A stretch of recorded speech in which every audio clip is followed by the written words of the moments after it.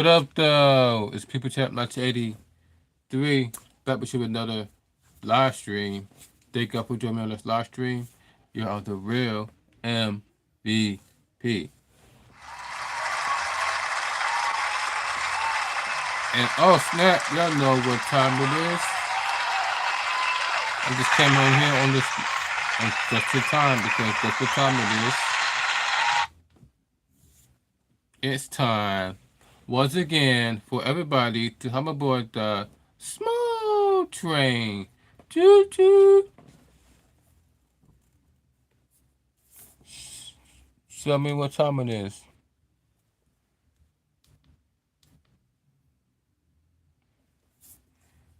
That's right. 420. Was cheers, gang. Happy Friday.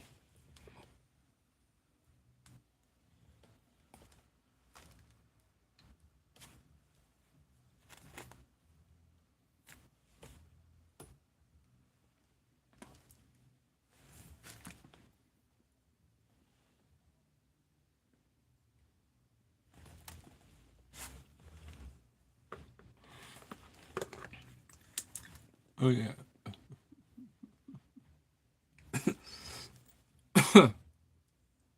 We got it on sideways. We hit on the 4:20 p.m. Eastern time, 1:20 on the West Coast. That's 4:20 on the East Coast, 1:20 on the West Coast. Thank you for joining. Normally I schedule my live streams, but it seems like every time I try to schedule my live streams, I end up turning sideways, end up like this, but then it end up saying it is um it said something like um it's not working or something. So then they had me turn it like the other way. But then when you turn it the other way, this one, this top right, this the bottom one will be pure black. This part would be black. This part would be black. But the middle, only part you see that shows is the middle. Every part will be black. The bottom, this part, and this part will be black. If you turn your phone this way, so that's why I hardly schedule my live streams because it would turn out. But if I don't schedule my live streams, I get it like this. So thank you for joining me on this live stream. Cheer gang, we got a lot to talk about.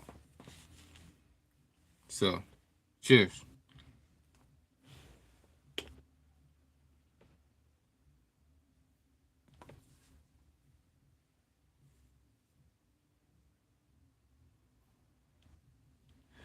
I just came home from working Uber Eats, and while I was headed home from working Uber Eats, I just decided to pick up something from from the smoke shop, and that's why you see earlier the review of the strawberry kiwi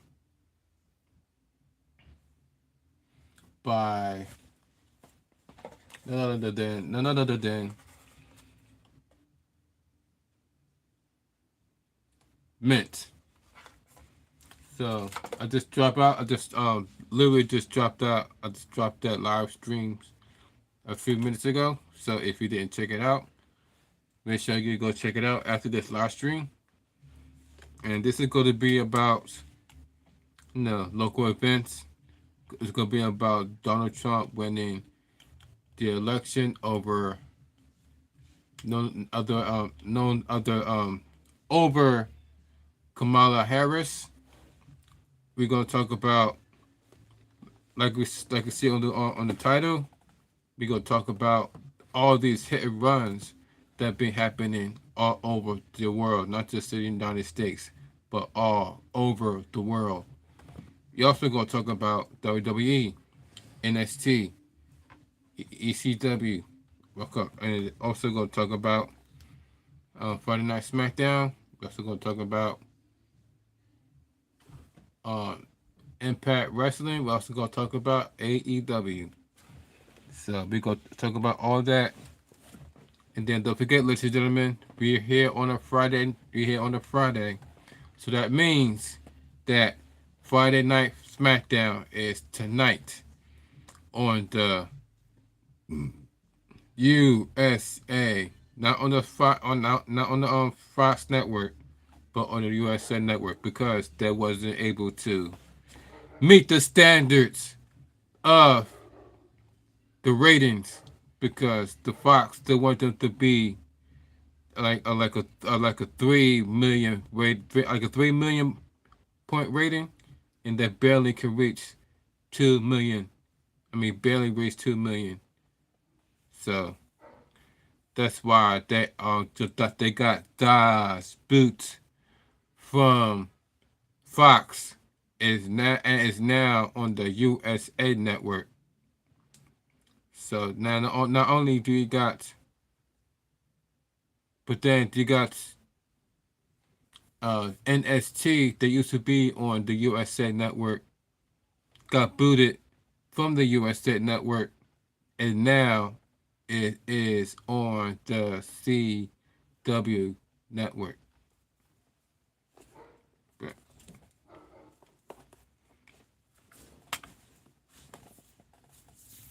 So it's a lot of stuff we're going to cover while my electric vehicle is being charged up, so I can go back out and make some more Uber Eats orders. So how I do is every time I come back to the every Uber Eats orders, then I have to come back. Normally I make like 10 orders, um, make like 10 to 15 orders per charge, and then come back and then charge my vehicle to all the way full, and then go back and then make another 10 orders, and then come back and then charge up my vehicle, and then keep going back and forth. So that's how I was able to make money off of Uber Eats without using or spending money from gas, and that is using an electric vehicle or use an e-bike or use an electric motorcycle. Use that to make Uber Eats delivery. Only thing you gotta do is keep charging up your. All you gotta do is keep charging up your battery every time you make orders. So therefore, you can go back and make orders. So I was able to make. I'm able to make 10 orders, 10 to 15 orders per charge, and then come back, and also it depends on how far the destination is. Sometimes the destination is um, 3 miles to like that's like 30 minutes. Sometimes you're gonna be like 30 minutes just to get to the restaurant, then to the person's house.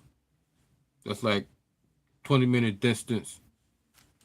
So you also got to put that into the equation, and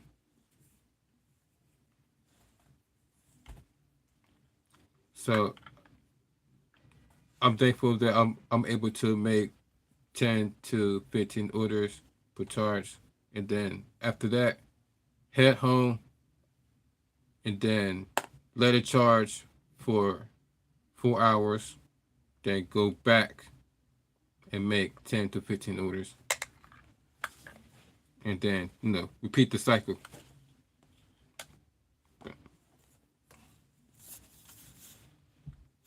And speaking of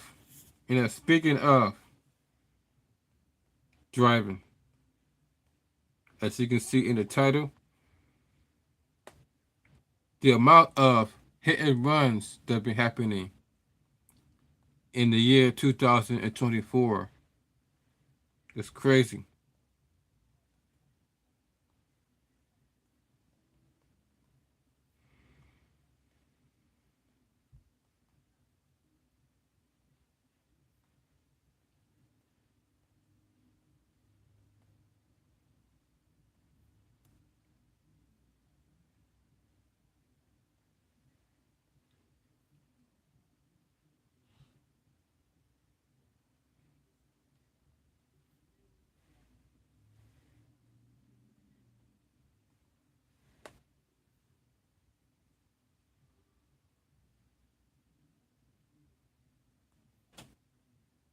Celebrate the winter season with Tima's Black Friday sale.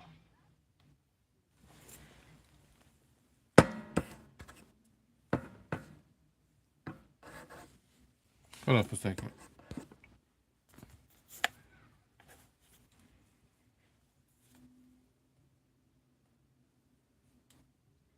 With a man in a hospital and a group of teens now pull up the numerous locations, exit, acting in concert, and coordinate. Police departments are noting an increase in vehicle break-ins and thefts around Philadelphia. Police say about 4 violent crash in Port Richmond that ends with a man in a hospital and a group of teens now on the run. Our Ray Strickland spoke with neighbors who say they were awakened by what they thought sounded like an explosion. Look at this. Absolutely insane.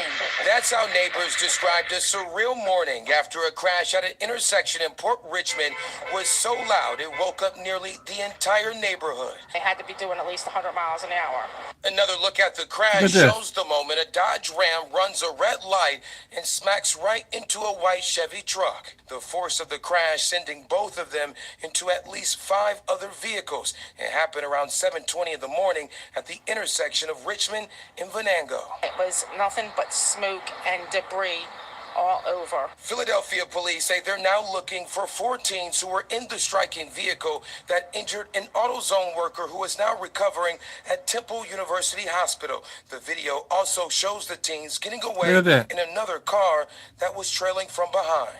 The intersection where this crash happened is right there, and I want to show you something because the force of the crash sent one of the car tires flying easily a couple hundred feet right into this windshield. You can see the tire get shot in the air right after the crash. The owner of the car didn't want to be identified, but says she's still processing what happened. This is the first anything like this has happened, but I still don't understand how the whole thing took place. Police say they're now looking into if the car the teens were driving was stolen.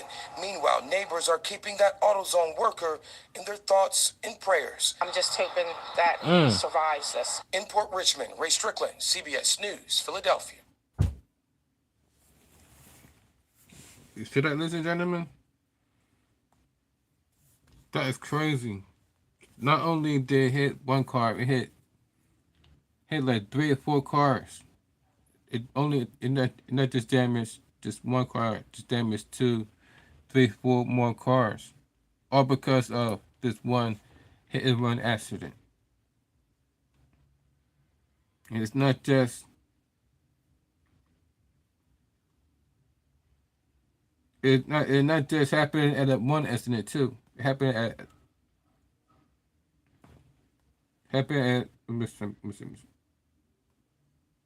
No offense, but if you're paying more than $30 per month on car insurance.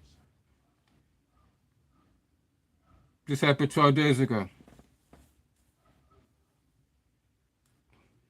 With a pedestrian critically wounded. It was just Action News has obtained surveillance video of the vehicle allegedly this happened 12 days in a ago. run that ended with a pedestrian critically wounded. It was just before 3 a.m.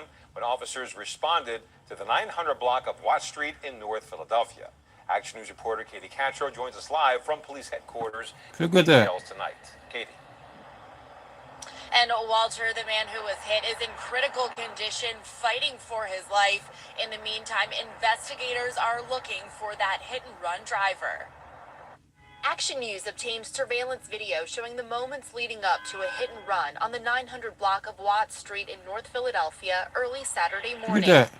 We stopped the video right before the impact. Police say the driver hit a 25-year-old man and then just kept going. Damn. Don't hurt nobody. Do the right thing. The victim was taken to the hospital in critical condition. See that? Police say the man suffered a skull fracture and internal bleeding. It was pretty scary, honestly, because that could have been anybody. Could have been me. You know, I ride around here late at night too. The hit and run happened just after 2:30 a.m. Now police are looking for the driver of the white vehicle. Damn, possibly look a at Jeep. not only It dude, was last seen but speeding he was southbound just on Watt speeding. Street toward Parish Street. I'm not surprised that somebody was speeding down here and got hit, honestly. I almost got hit a couple times with my skateboard. A guy broke my skateboard by running over it, and I had to jump out the way. Damn. Now, police are asking with anyone with information about what happened with the incident or who knows the identity of the driver to come forward. Reporting live at police headquarters, Katie Catro for Action News at 10 on PHL 17. Walter. All right, Katie, thank you. That's crazy. A lot of people don't realize is that a vehicle comes with having a vehicle comes with a great responsibility, because not only is yourself you put your life on the line by having a vehicle, but you also put others' lives on the line because you are driving with a 300,000-pound steel object that's going like 70 miles to 100 miles per hour, and then the human body is already fragile as it is, so a bullet could easily take out a human body, a straight bullet. So just imagine what a car would feel like going towards a human body the same amount of speed as a bullet. And this happens more than one occasion. Especially in my area. This happened 6 days ago. Pedestrian struck and left in the street. A deadly hit and run in Montgomery Look at County. this. The victim, 6 a days ago. pedestrian, struck and left in the street in White Marsh Township. The suspect reportedly ran off and was later found in Philadelphia. This is the news at 10 on Fox Local. I'm Dawn Timoney. And I'm Chris O'Connell. That driver left behind a mess of a scene tonight. A car police say is too damaged to be driven away in the aftermath of the deadly crash on West Valley Green Road. Our Steve Keeley is there with the latest. The front end and windshield were too damaged to drive this four-door Chevrolet any further after a deadly crash with a pedestrian here in White Marsh Township, police sources here told me. The driver fled on foot, police said, as they came to this scene here on West Valley Green Road, where they saw the victim who died and this badly damaged car with a temporary paper tag abandoned with no driver in sight. Police sources tell me a witness heard the very loud sound of the deadly crash, then came out to see the aftermath at 3:18 p.m. And as police were investigating the scene here in Montgomery County, sources told me a suspect in this deadly hit and run was later stopped here in Philadelphia. They're crazy and and what let police it hit and sources told run. me was this stolen Chevy Impala. This is going crazy, Fox yo. 29 News was on the scene here on Germantown Avenue, where police sources said the suspected driver from the deadly White Marsh pedestrian hit and run was taken into custody. Fox 29 News watched as Philly There's been police a lot of this going on looked lately, for weapons. ladies and gentlemen. Still not A known lot how of police hit and runs. believed the White Marsh hit and run driver was in this second car, as this investigation is still just getting going at multiple locations. See, Sources multiple say they're locations, investigating y'all. the possibility the hit and run driver may have called a family member to pick them up close to the scene of the deadly pedestrian crash on West Valley Green Road. Law enforcement did not want to release the identity, age, or even gender of the victim yet until all family was properly notified. Same goes for the suspected driver, not yet being identified until formally charged, but soon expected to be by the Montgomery County District Attorney's Office. In White Marsh Township, Steve Keeley, Fox 29 News.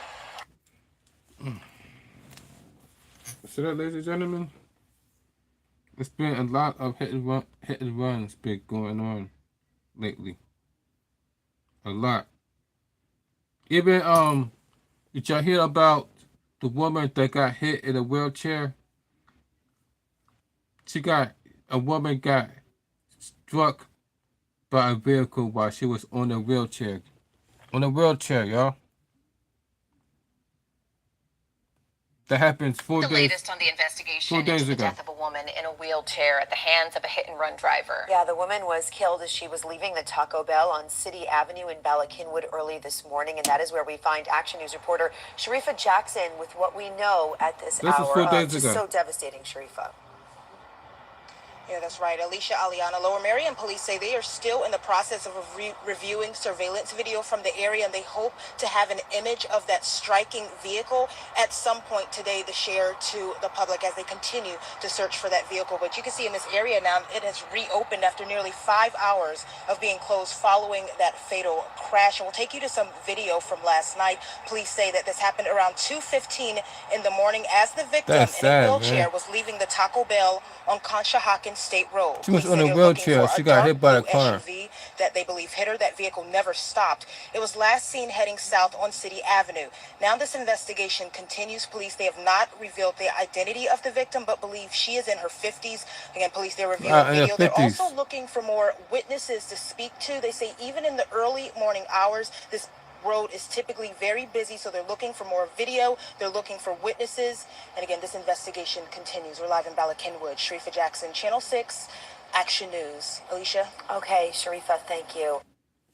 Damn. This is exactly what I said. Pay attention to your surroundings because it's getting crazy out here. Not only people are getting hit with by gun violence, but people are getting hit out here with with other people's vehicles, aka hit and runs. Not just in my area, but in multiple cities.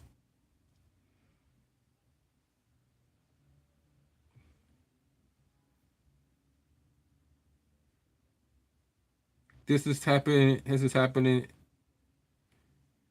either gonna get some ginger. This happened 3 months ago.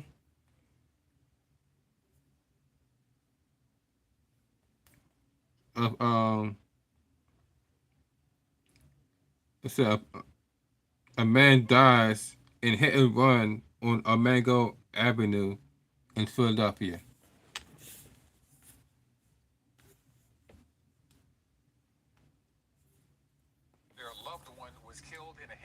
Along Aramingo Ave. Philadelphia police say they are still searching for the driver who took off after the accident. CBS Philadelphia's Carrie Corrado spoke to the family and has more on their plea for help. As tears rolled down Brianni Miranda's face, she remembered what she loved the most about her father, Christian Miranda, who she says was killed in a hit and run on Sunday morning along Aramingo Avenue. He was a goofball. I think the one thing that we all really remember about him is his laugh. He was crazy. He was energetic. She says her family is heartbroken and devastated at the loss, and they're doing their best to get through the toughest of times as a family. I think we're doing our best. Reckless driving going on here, people. As best as we can. Reckless driving. And, we keep pushing. Family and friends gathered at the scene of the accident. Chris was an awesome cousin. He loved his family. He loved his friends. He loved his daughters. He would go above and beyond, sleeve the shirt off of his back. They formed a growing memorial in his honor and released balloons. We're here because it's something that we usually do in our culture. We come to the place where the person passed away to pay our respects and also to bring awareness to the case. Police say they are investigating the accident and the driver involved left the scene. Family are hoping that someone saw something or heard something that morning. Even if it was a mistake, even if you just come forward, we need closure. The family says they are touched by the turnout. And I wish he was here to see it. In these situations, but we see the love, and this is mostly for us because hopefully he's resting in peace. Carrie Corrado, Damn. CBS News, Philadelphia. That is crazy. You know, when you think of driving, you think of you going out and you're picking up you and your friends. You going to either grabbing something to eat, or just you're just cruising on the highway, just minding your own business. You or you just headed to a friend's house. The last thing we think about when it comes to driving is hit and run or a deadly car crash, or somebody died from a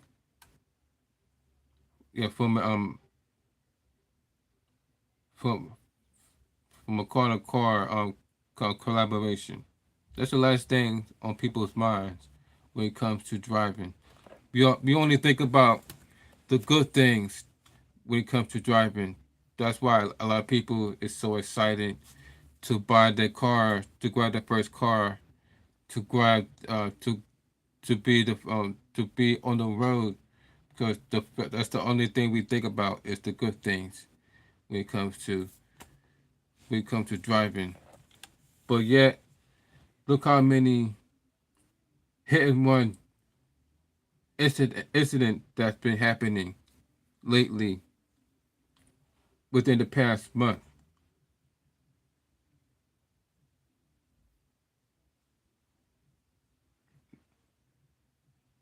That's crazy.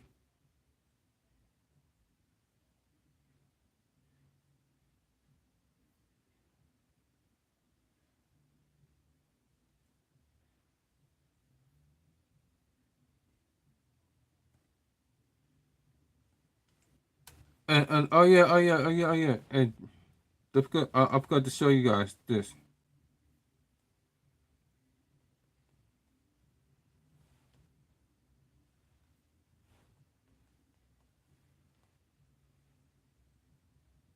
Did you guys hear about what happened in China? Speaking of hit and run, did you guys hear about the hit and run involving 35 people after the hit and run attack in China?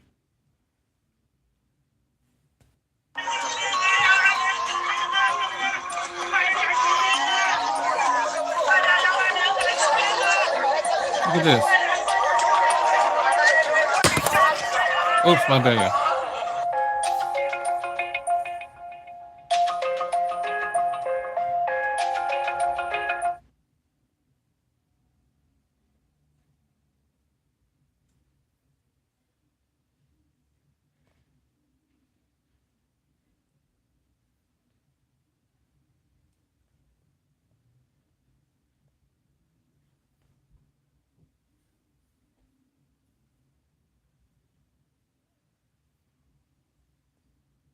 Hold on, guys.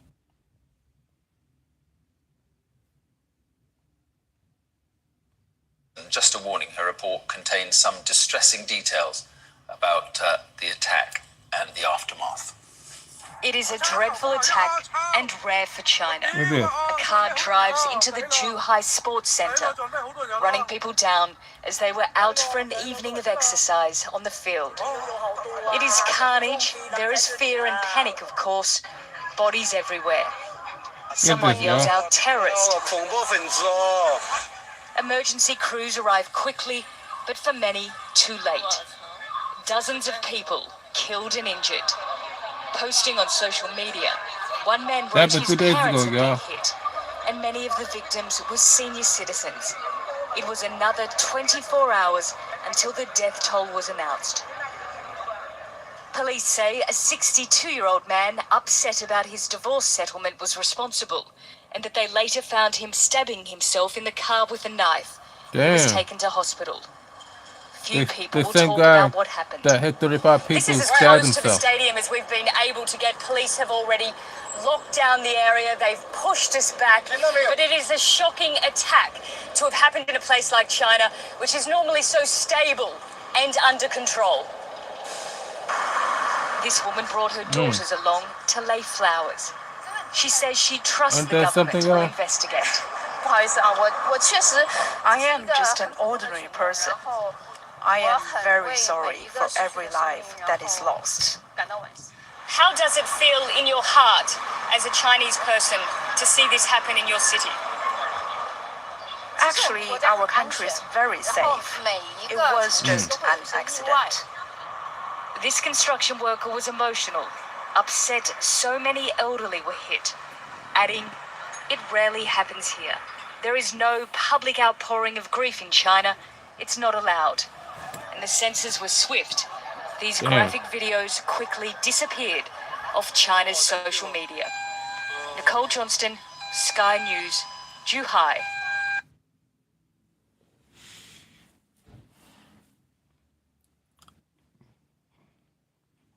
Telling y'all,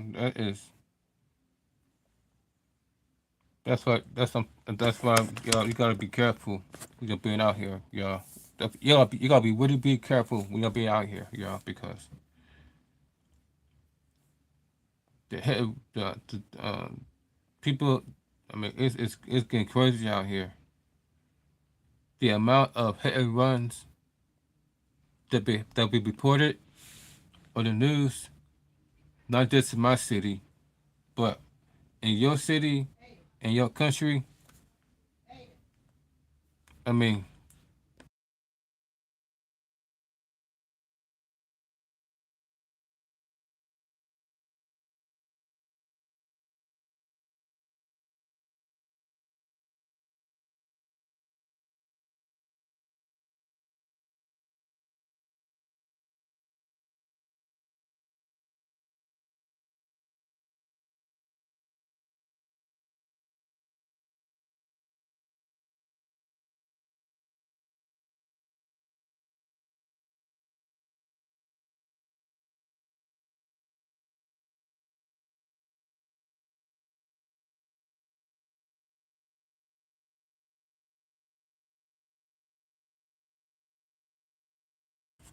and then we got this one too. Check this one out. This one is a video shows a Bay Area USPS driver crashing into a parked car, then driving off. Damn, look at this. Surveillance video helped solve a whodunit, but it couldn't solve the problem behind it. At least until 7 on your side got involved. Now, this all began when an East Bay man arrived home to find somebody had crashed into his car, okay? He checked his ring camera video. It showed a surprising culprit, the postman. 7 on your side, Stephanie Sierra has the investigation. Wow. It was not someone you'd expect to hit your car and then flee the scene, but that's what happened here. And months later, this family is still trying to recoup their losses. I just wanted to let you know something's wrong with the car. You know, the back is all smashed. Brady Muir got the urgent call from his son. The family's VW Jetta was mysteriously damaged. You know, at first I was hard on my kids because I was like, A postal worker did His that. teenagers said they were not responsible. They'd gone to get burgers and returned safely. They're like, well, literally, like, we went to In-N-Out and then came home. So I was like, you know what? Let's go through our ring. Brady scrolled through his Ring camera video. And all of a sudden, I see the post office. He was shocked at what he Wow, saw. a post The office. video shows a mail delivery truck with no driver inside, slowly rolling away from the curb. The driver runs back and jumps inside. And all of a sudden, Damn. You could put the foot on the gas. bang, You saw that? and then the Volkswagen moved Damn. like 4 or 5 feet. And I'm like, holy cow. Like, it was the post office. And I was just like in complete disbelief. The driver backs up and slowly veers around the damaged car, then drives off. Did we get a note? Did they ring our doorbell? Nope. Damn. Person got back in the car. You saw that? Just drove He off. just got like up and drove nothing ever off. happened. Brady contacted the local post office to Wow. make a claim. An employee came and took pictures. Well, I'm gonna, turn this in. We'll get back to you. Wow. However, No one did. Brady He contacted just the got up postmaster and in drove Sacramento. off. Okay, what you need to do is take the car to get 2 estimates, and then That's we'll get back crazy. to you. Again, no one did. So he called back. And he's like, to be honest with you, he goes, it's going to take anywhere from 6-9 months for us to get going on it. And I was like, yeah, that's Damn. not going to work. The damage seemed minimal, but the impact had actually bent the frame. The car was a total loss, and the insurance payout didn't cover the replacement cost. Brady had to settle for an older model. That's when the reality hit. He'd lost a perfectly good car, plus the insurance deductible, rental car costs, lost hours at work, all through no fault of his own. What? And months later, still no word from the U.S. Postal Service. Your Damn. agent ran into our car, destroyed our car, and decided to drive off. It's on video, clear cut. Then nothing, crickets. I was Seven supposed on to your drive side it. asked why the U.S. Postal Service never responded to his claim. A spokesperson said it's all because Brady never filed Standard Form 95. He can't file a claim without it. Brady said no one told him that, so he quickly filed the form. But that was back in July. Still no word. Here we never are, filed getting ready for to get to November and nothing. So we contacted the Postal Service again. This time a spokesperson said his claim would be reviewed that Yes, we quickly run that filed again? the form. A spokesperson said it's all because It's on video, Yeah, say that again? then nothing, crickets. Seven on your side asked why the U.S. Postal Service never responded to his claim. A spokesperson said it's all because Brady never filed Standard Form 95. He can't file a claim without it. Brady said no one told him that, so he quickly filed the form. But that was You back say in July. what? Still no word. 95. He can't file a claim without it. Standard Brady Form said no one 95. told him that, so he That's quickly why filed they the just form. have But standard that was form, back in standard form July. 95. Still no word. Here we are, and getting ready to get to November and nothing. So we contacted the Postal Service again. This time a spokesperson said his claim would be reviewed that very day. Brady would get a check in a few weeks and, quote, "We sincerely apologize and thank you for bringing this to our attention." But yeah, fingers crossed. And in case you're wondering, USPS says the driver who caused that crash retired immediately after the incident. And Brady also tells us he filed a police report but did not pursue criminal charges in this case. If you have a complaint about a federal agency like a Damn. delayed claim in this case, let us It know. said, well, We can help you sort it out. For 7 on your side, I'm that said, well, after that happens, he retired. So instead of them firing him, he immediately retired. It's like, you know what? This is not good for me. I retire. Damn. So therefore, they were able to fire him because he retired. That's crazy. And nothing happened to him. Nobody was arrested. And this is exactly my point of how not everybody is meant to drive. Even though everybody wants to drive, not everybody is meant to drive. Because look how many accidents, look how many hit and runs that's been happening so far. Even with, as you can see, with the post office driver. Now you would think that the post office have drivers that are licensed drivers, that are professional licensed drivers, but you never thought that you would see incidents where a hit and run would be caused by a licensed post worker driver or a UPS driver. That is crazy.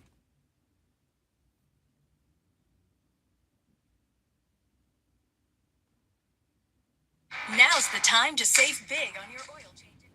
And then also, ladies and gentlemen, 10 days ago, there was a 20-year-old arrested for hit and run crashing during Enderham Streets Takeover. Assignment editor Mike Rogers is at the desk with more. Mike, what do we know about the suspect? Yeah, Amy and Juan, they took a 20-year-old Torrance man into custody. This was that sideshow, street takeover, rather, that we showed you about. I want to show you his mugshot here, the person that they arrested, the Anaheim Police. Look at this. More restless driving. They were able to take him into custody and get this person off the streets. They have charged him with felony hit and run, as well as participating in this sideshow. Now, what we told you about this was that the suspect allegedly was driving the car here when two people got trapped underneath of the car, seriously injuring those two people. That's what the Anaheim Police Department says they responded to. The driver of the Charger, who we now know is that 20-year-old, left the scene, but his car was still there, which was part of the reason they were able to do this, and part also because of the amount of video that is always happening at these street takeovers. He was ultimately arrested yesterday as people continue for felony hit and run and felony what they call exhibition of speed, which is essentially street racing. He is now facing those charges and in the custody of the Anaheim Police Department.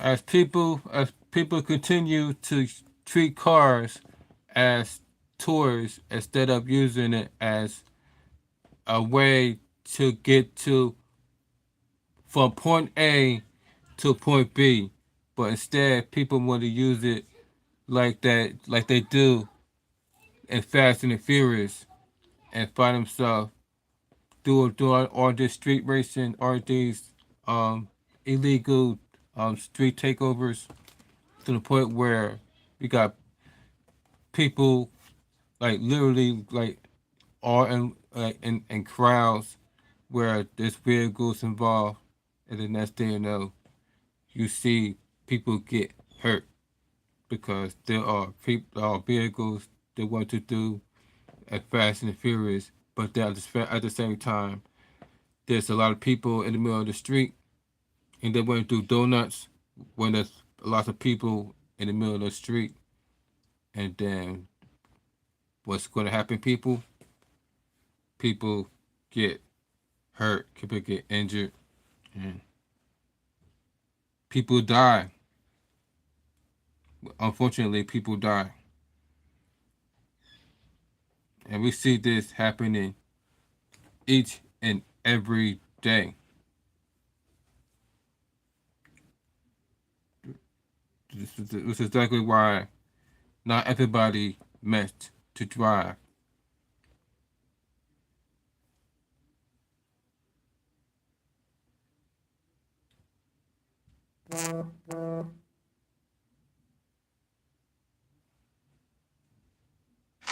Transform your kitten instantly with a snow cover board.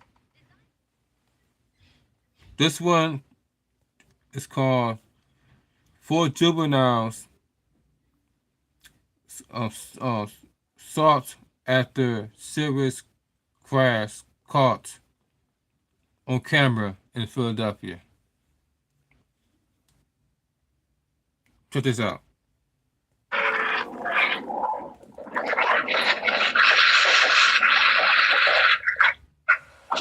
The blood-curdling sounds of a violent crash filled a street in Port Richmond. Twisted metal and broken glass scattered all the way down the block. Tonight, a driver is critically wounded as police search for 4 juveniles who took off after the crash.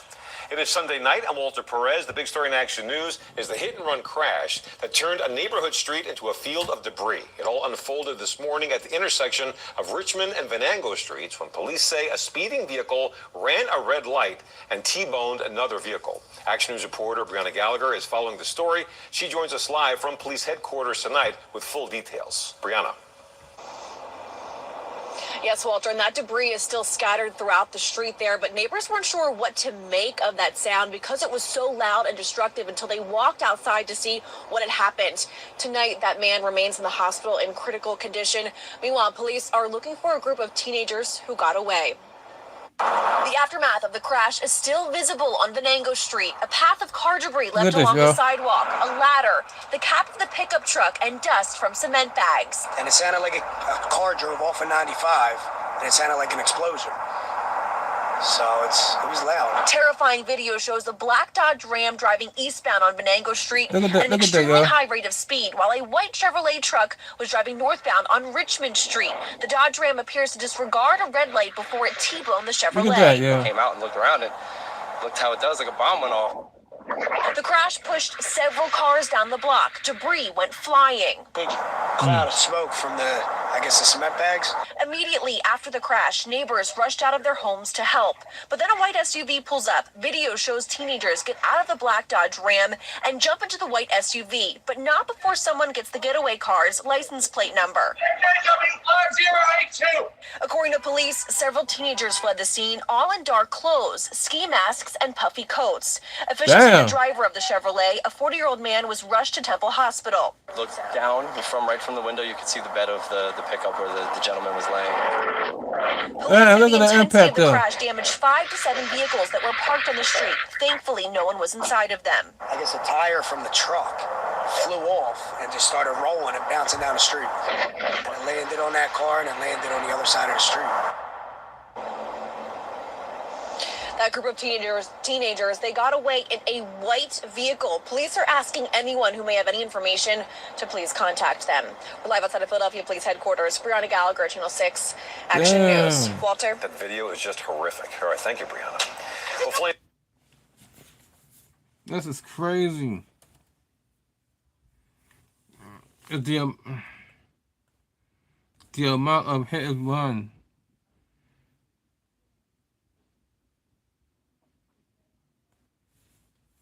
Let me show you why I stopped paying for all my other sample libraries.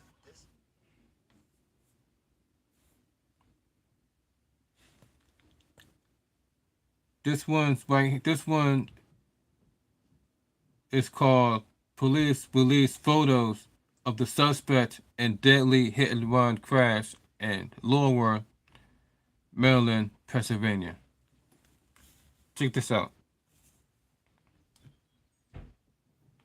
This happened 3 days ago, by the way. 3 days ago.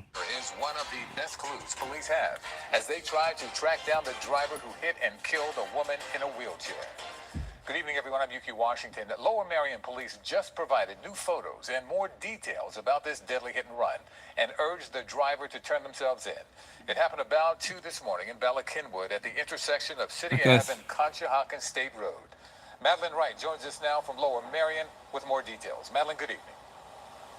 Good evening, Yuki. Police just wrapped up a news conference here at the Lower Merion Township building. Police identify the victim as a 61-year-old woman in a wheelchair who used to live in Philadelphia and was experiencing homelessness. Detectives say this is the hit-and-run driver that they are looking for. He was last seen wearing a black hoodie with the words, "Just do it," printed in white letters. He left the scene in what's described as a newer model black or dark Toyota Camry with heavily tinted windows and a Pennsylvania license plate. Fair enough, he hit the person. Then he gonna just at City took Avenue off. and Conshohocken State Road in Bala Cynwyd around 2 o'clock this morning. Police say the impact of the crash was so forceful that the woman was thrown from her wheelchair and died at Lankenau Hospital from her injuries. Police say the driver knew what he did because there's video of him pulling over in a parking lot, getting out of his car to inspect the damage, and then getting back in and driving away. Damn, man. man. A bystander who called 911 after driving by and seeing the woman dying on the road. Police have this message for anyone who knows the identity of the suspect.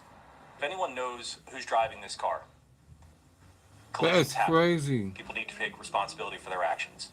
It's understandable that someone might be scared or upset. It's in their best interest to turn themselves in. Notify the police as soon as you can. Here is another look at the driver and the car police are looking for. Detectives say the Toyota Camry may have damage to the passenger side front bumper, damage to the quarter panel, and scratches along the length of the car. Back Live police say that they are not releasing the name of the victim until they finish notifying her relatives, but they have spoken to her extended family members who are devastated by this crash. Live in Lower Merion Township, Madeline Wright, CBS News, Philadelphia. So let me get this straight. So not only did you just stop and look at the lady, and not only did you even bother to see if she is alright, not only did you even bother to call 911. So she would, so that would at least try um, to save her life. But then have the nerve to just go back into your car and drove off.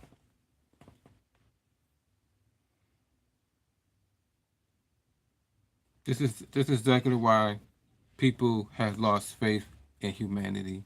This is exactly why people have lost faith in humanity. Humanity is because of people like this who have absolutely no remorse into other people's lives, and you could just do that and just walk off like it was nothing. And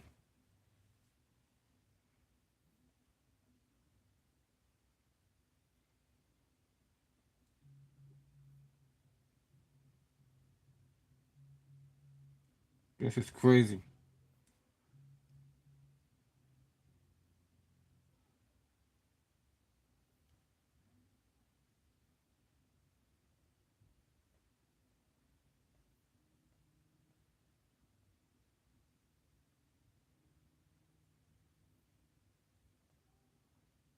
Stuck in a difficult roommate situation. And before we get to before we get to the wrestling part, I'm gonna show you one more hit and run incident. This one is 2-car crash, suspect arrested after hit and run incident in Canara and Tengarga. Can Naga Park. My bad. CANOGA Park.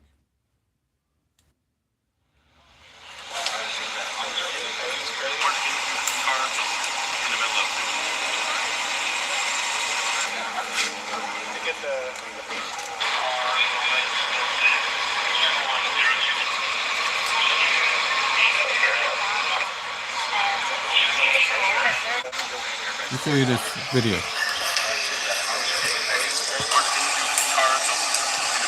Look at that. See the person getting arrested? Well, look what the damage done. Look at the damage the person did. So people get sent to the hospital. Look. 2-car crash. Suspect arrested after hit and run accident.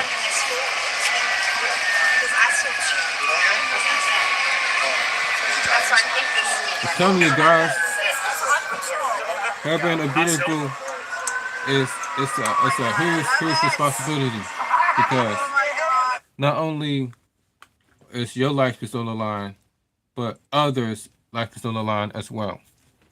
So that's why they always tell you guys to don't drink and drive, because not only is yourself is on the line, you put yourself on the put yourself at risk, but you also put others at risk as well, because you are behind of the wheel of a 200,000 to 300,000 pound of a steel a vehicle that has gas and oil that going to 20 all the way up to 100 miles per hour, and imagine the impact it has on another vehicle. So imagine what it's like to get hit by one of those vehicles. So you're definitely not going to be surviving the impact of a car when it comes to pedestrians. That's why you see motorcycles. People that drive motorcycles, they wear helmets. They wear they got the elbow pads, the knee pads, and they got the whole gear to protect himself in case they get into an accident. So everything's protected, including the helmets. But when you inside of a car, only thing you have protecting you is your seatbelt.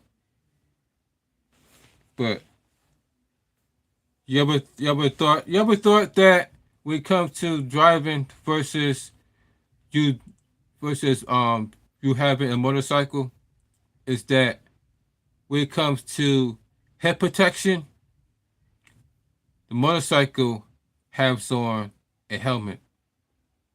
But when it comes to driving, there's no head protection when it comes to you and the windshield. Only thing that's protecting you from the windshield is the seatbelt. But I see in many cases that not everybody has on their seatbelt. Not everybody tends to wear their seatbelt. So 9 times out of 10, you see incidents when the first thing you see when it comes to car accidents is when you see people flying out of their cars, and the first thing you see is a person hitting head first out of their vehicles through the windshield, and then next thing you know, they end up flying in the air and landing head first onto the pavement. And next thing you know, it's R.I.P. It's all because the person wasn't wearing head protection versus somebody who is riding around in a motorcycle. Is that person going through the head? Is that person would have gone through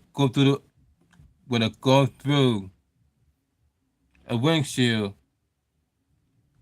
and only thing that's gonna happen to him is he probably get like a whiplash from the neck, from the impact of the windshield that hit from his head to the neck.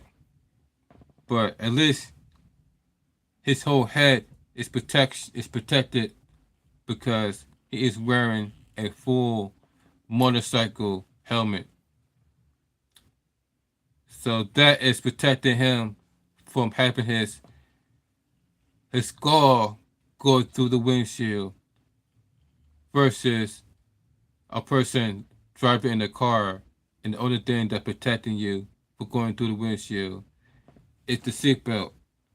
But like I said, not everybody is wearing a seatbelt.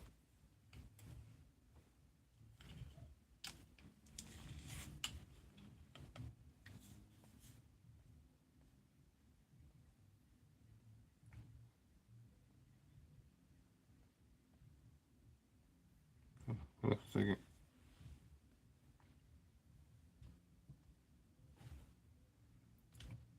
That's it. I'm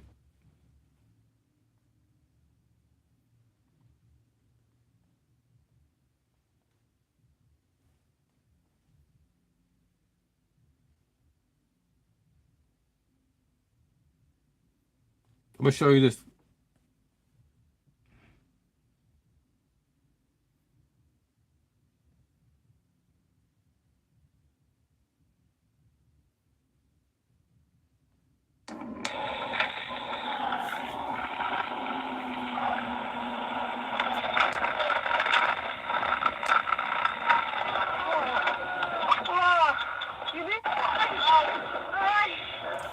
Just a second, guys.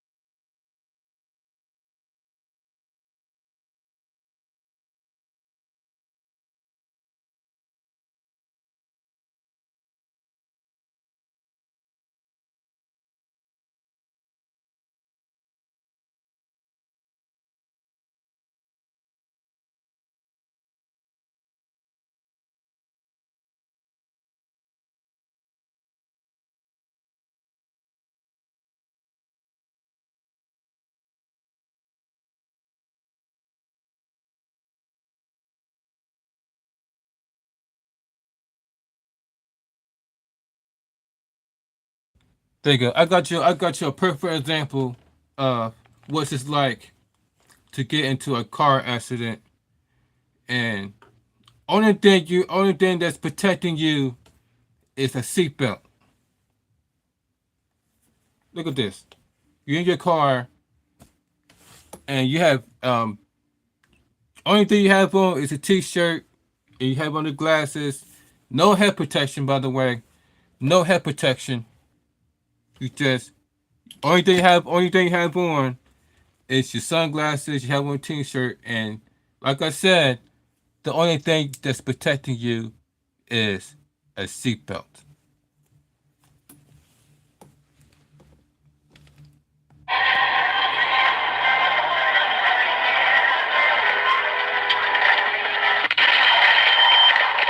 Look at that.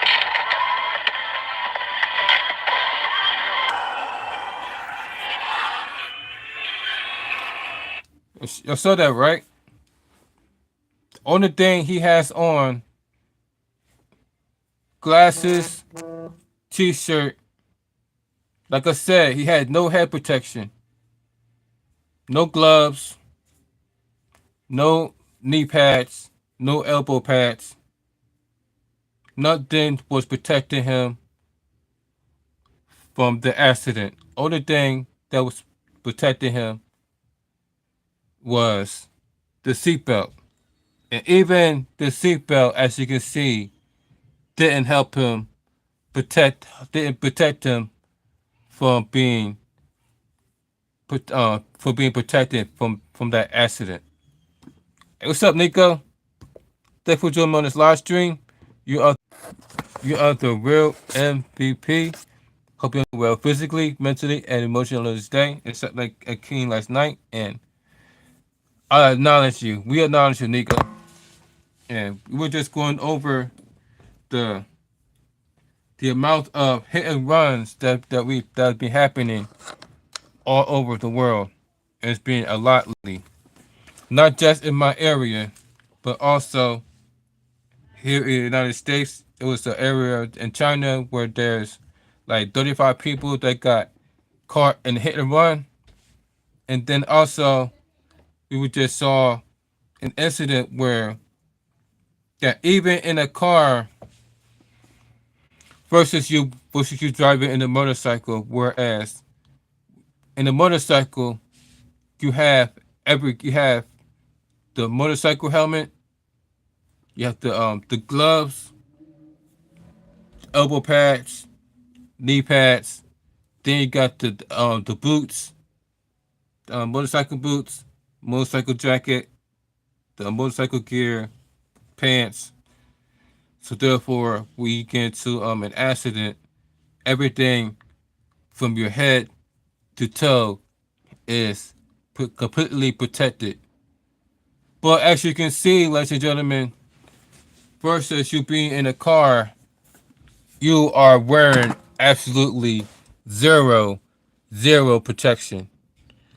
I mean, dude just basically walk in there with nothing but a t-shirt, glasses, sunglasses, regular jeans, and only thing that's protecting him, or them I should say, is the seatbelt.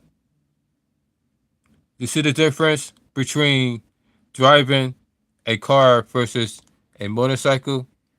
A motorcycle, you are forced to wear protection from head all the way to toe. But in a car, there is no rule about wearing head protection from head to toe. Because as you can see, nobody in that car is wearing head protection or any type of body protection or any type of lower body protection. As you can see.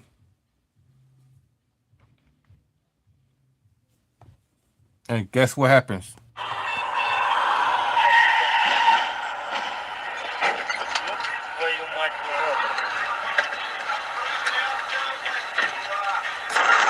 Look at this.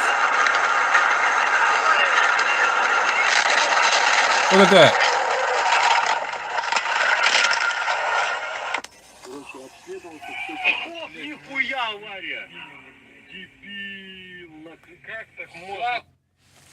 You see, ain't that crazy? But on a motorcycle, at least, let me show you a motorcycle. And then we're going to talk about wrestling.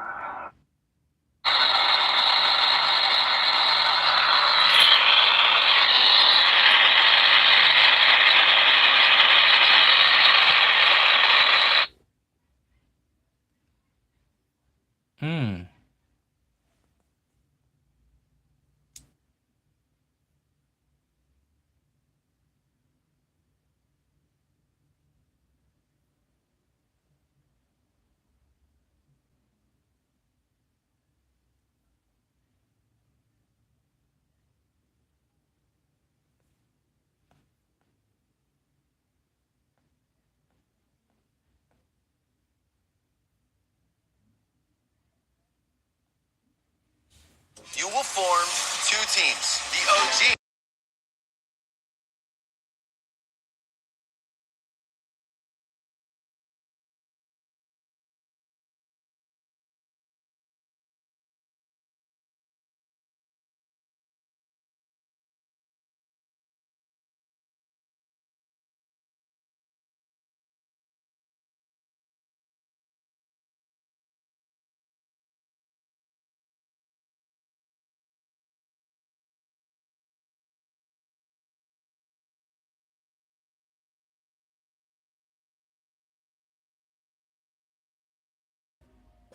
Now, this is the guy. This is the motorcycle accident. Now, mind you, he has on a full motorcycle gear from helmet. He had on the gloves. He had the jacket. He has on the elbow pads, knee pads. So he's completely covered up.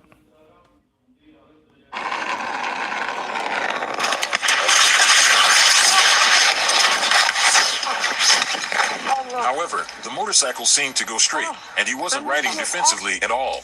Defensive riding is key for bikers to avoid crashes. You see that? From Willowbrook, Illinois, his cycle seemed to go straight, and he. You see how he was just able to get up? Look at that. He got up like it was nothing. However, the motorcycle seemed to go straight, and he wasn't riding defensively at all. Defensive riding is key for bikers to avoid crashes. A biker from Willowbrook, Illinois, is attempting to get away from an aggressive Jeep driver.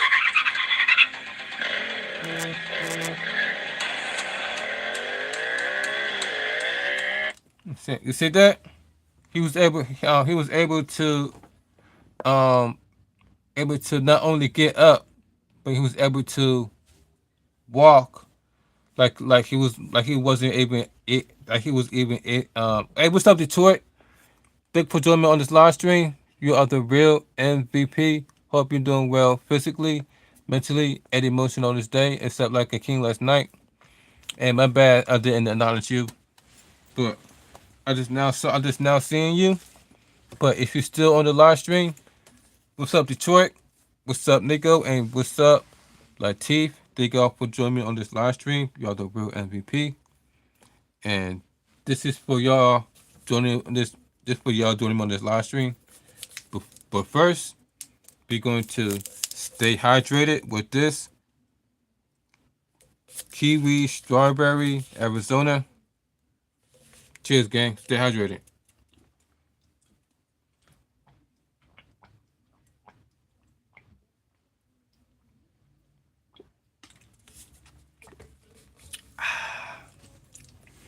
And also, this is strawberry kiwi. Where's it live? So, cheers, gang. This is 2 grams.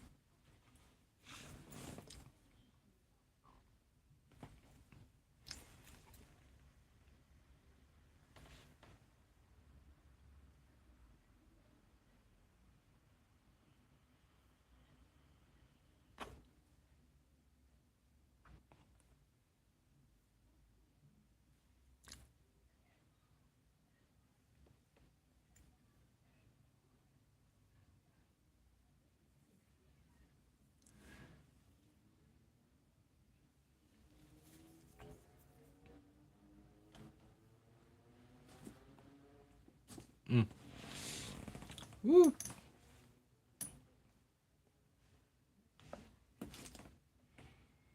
Versus the car versus the people that's in the car. That was like not only was that was like helpless and that was left with a bunch of cuts and bruises due to the fact that there was nobody had on protection. That was like completely naked. The arms was completely exposed. The head was exposed. And they had on, like I said, they had on nothing but a t-shirt, glasses, and only thing that protected them was the seatbelt versus the guy in the motorcycle. He had on, he was completely covered up from the gloves, had on the jacket, and he was able to get up and able to get up and walk without no scratches, no broken bones, and he wasn't being restricted by the car due to the impact of another car. He would probably be stuck. If he was in a car, he would be stuck until have somebody physically get him out of the car due to the fact that he is inside of a metal steel object. So chances are he's gonna have to be physically be pulled out instead of him getting out on his own or her own due to the fact that they're inside of a car that probably be smashed, probably almost smashing him while he's inside of or her inside of the car. Versus the motorcycle is that you're already like out. You're already out. So all you gotta do is just get up and walk. So there's always a pros and cons when it comes to cars versus motorcycles, because motorcycles, like I said, you is forced to wear protection versus cars. There is no rule about you wearing protection when it comes to driving. There's no hair protection. There's no jacket. No need no like you just head inside your car and versus a motorcycle, you're forced to wear all type of protection to avoid getting your head thrown into the windshield. So that's a I like to think about when it comes to driving a car versus a motorcycle. Which one do you think is more safer driving a car versus you riding a motorcycle.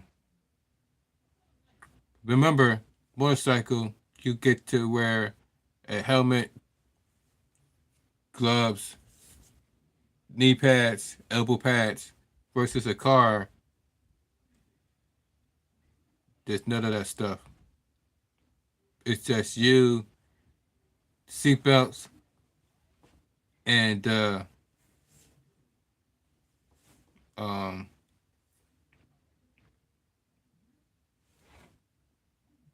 oh yeah, the airbags, and hopefully the airbags works. So that's the only thing that's stopping, and even then,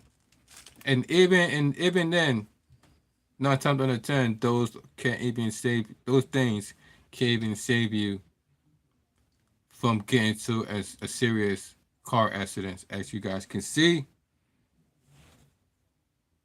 So this so let me you guys know which do you think is more safe or more dangerous?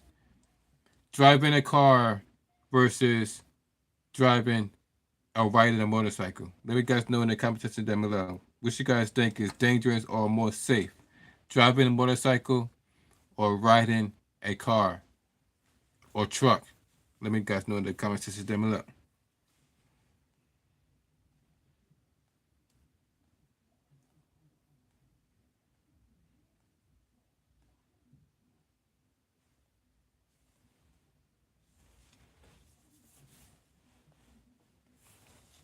Then okay, so now we're gonna talk about WWE. We're gonna talk about wrestling. And oh yeah, my bad, ladies and gentlemen, for not coming through with the daily videos. I normally come through with the daily videos for Raw, NXT, then TNA, and then also AEW. But your boy People Chat 1983 has been very busy lately, specifically with Uber Eats. And speaking of Uber Eats, ladies and gentlemen, your boy, the People Champ 1983, has officially completed 250 deliveries. That's right, ladies and gentlemen. I have completed 250 deliveries. Look at this.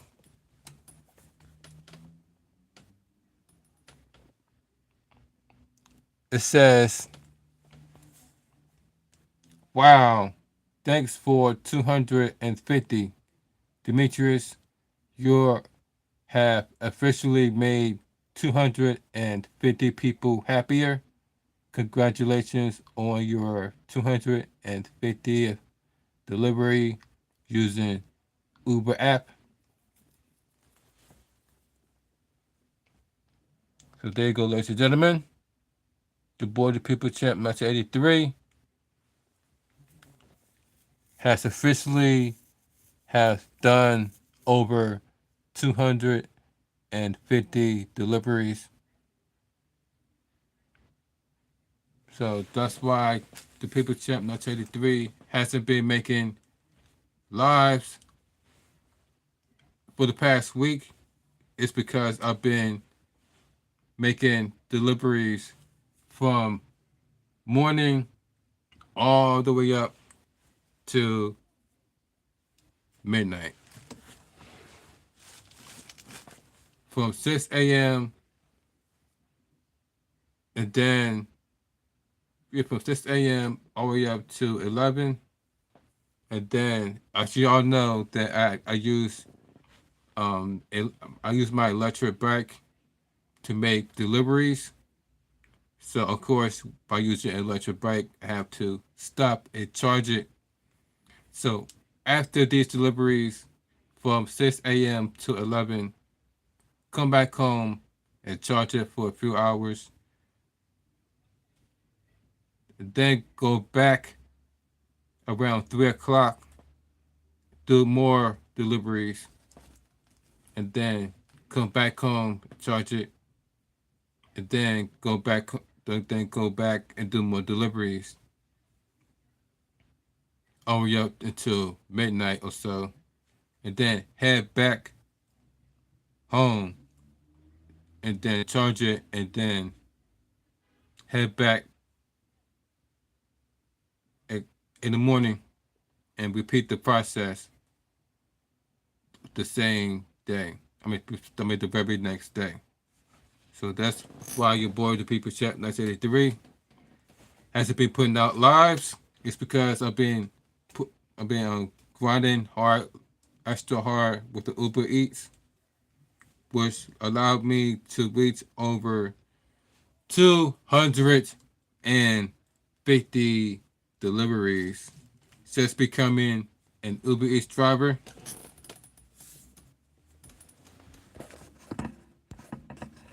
There we go.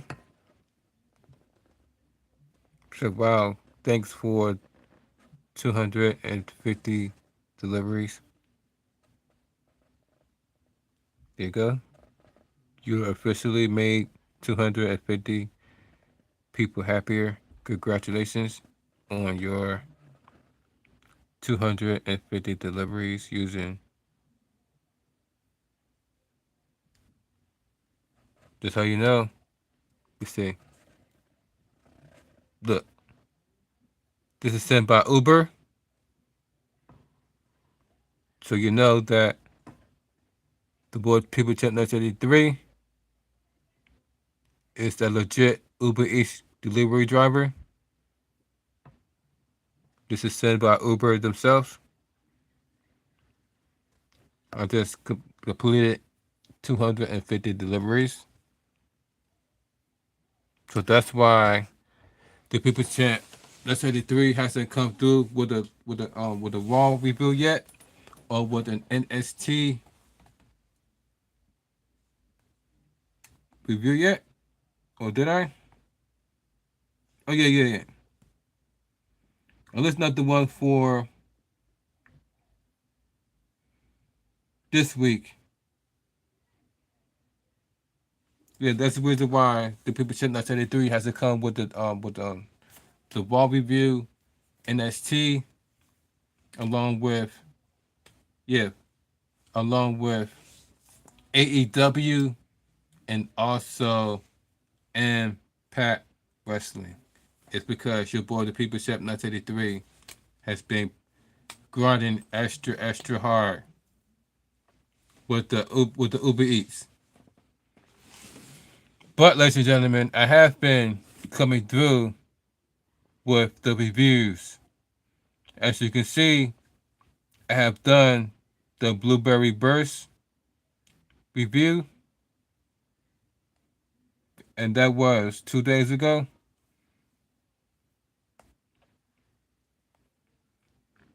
"11 days ago, I come through with the Strawberry Gushers.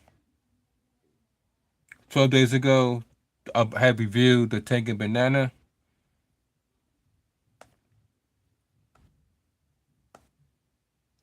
And now I'm here to review.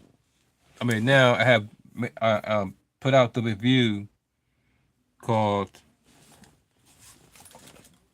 Strawberry Kiwi by Mint.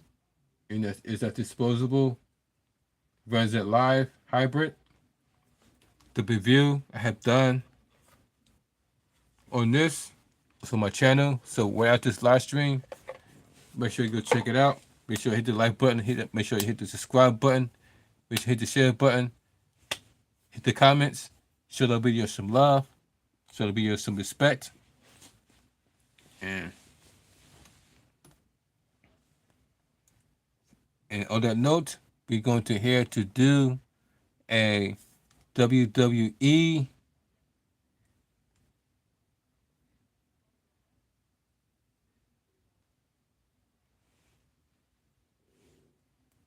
review.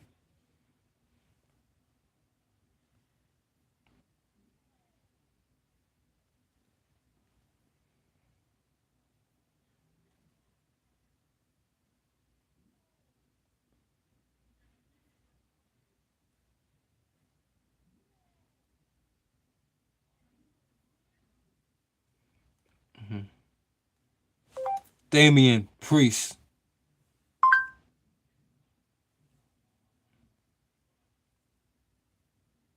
Okay. So, alright, so I'm gonna put my headset on.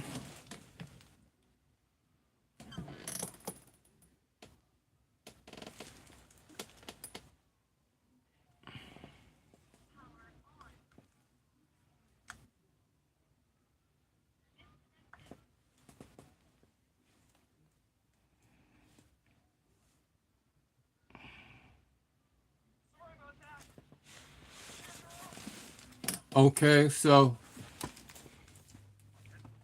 now we're going to, since we are here on the Friday.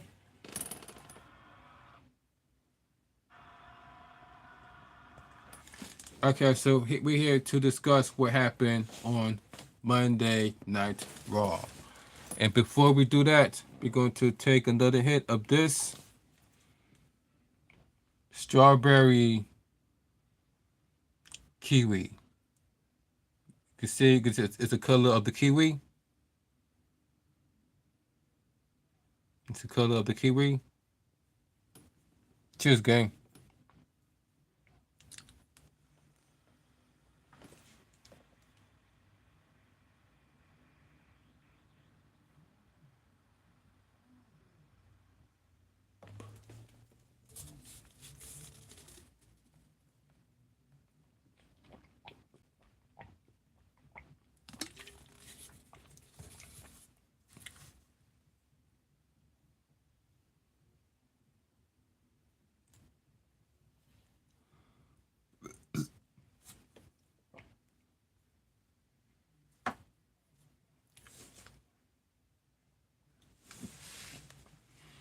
Oh yeah. All right, so we got Gunter in the ring, and as you can see, we got Gunter, who is the current WWE Monday Night Raw champion. Gunter says this.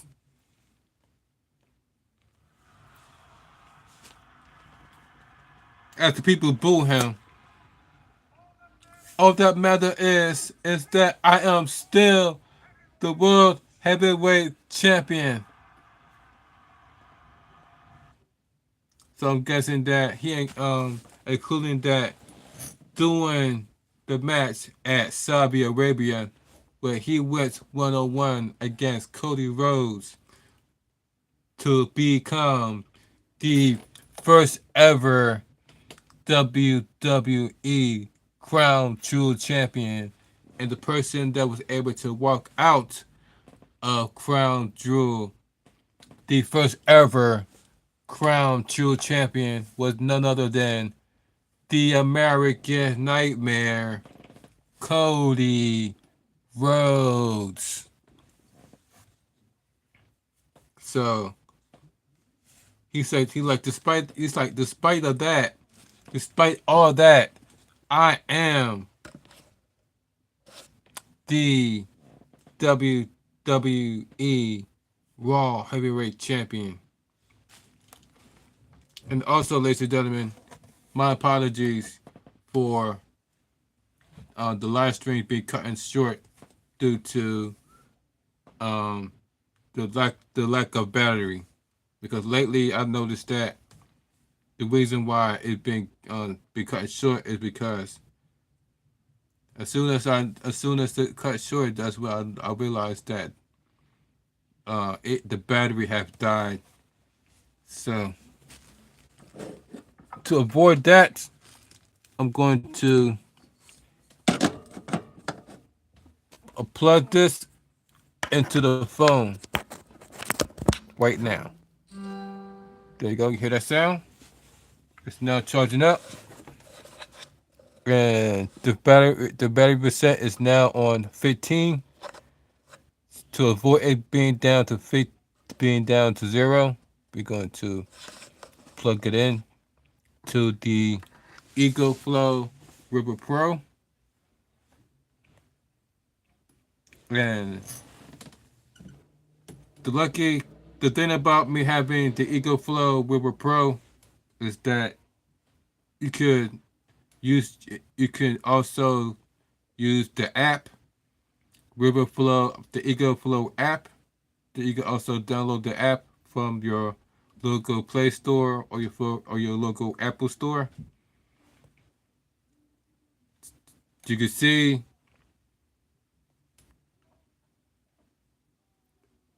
everything that is going on and everything that it is charging up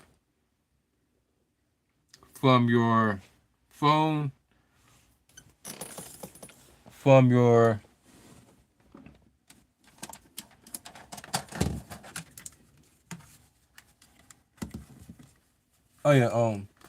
for your other battery charge for your other battery mini for your mini battery chargers. As you can see, I got the app, the EcoFlow app. And right now it's charging up two things. It's charging up the phone on the fast charge, which is the 11, taking up 11 watts, and the USB A is charging up the 10,000 milliamps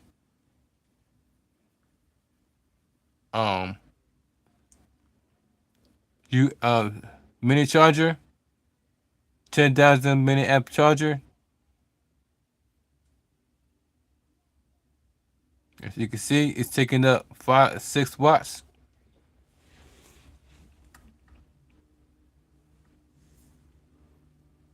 See, altogether, it's outputting 17 watts.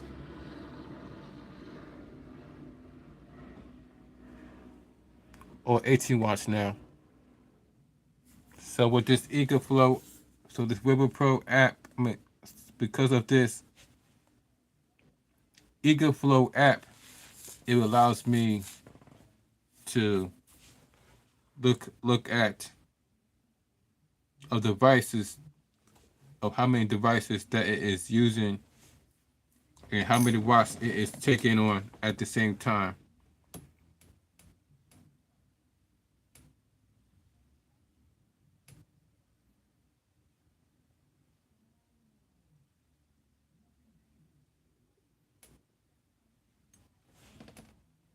There we go. So Gunter says,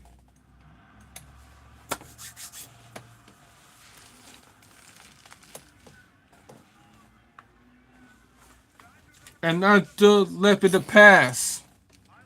I'll look and see what's in front of me. And what's in front of me is the next challenger for my World Heavyweight Championship, Damian Priest, says Gunter. Then he says, there's a lot of things I have to say about Damian Priest. And then that's when Damian Priest theme music hits. And out comes Damian Priest. You can see Damian Priest make his way to the ring because somebody acknowledged him. As, right, Nico?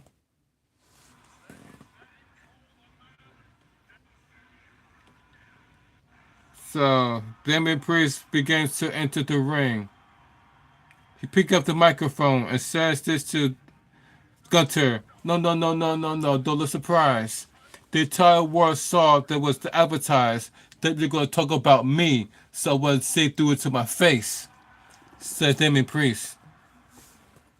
Then Gunter says, unless they look at you, the attitude, you are, and you always, and then Damian Priest like, wait. Let me guess what you're about to say about me.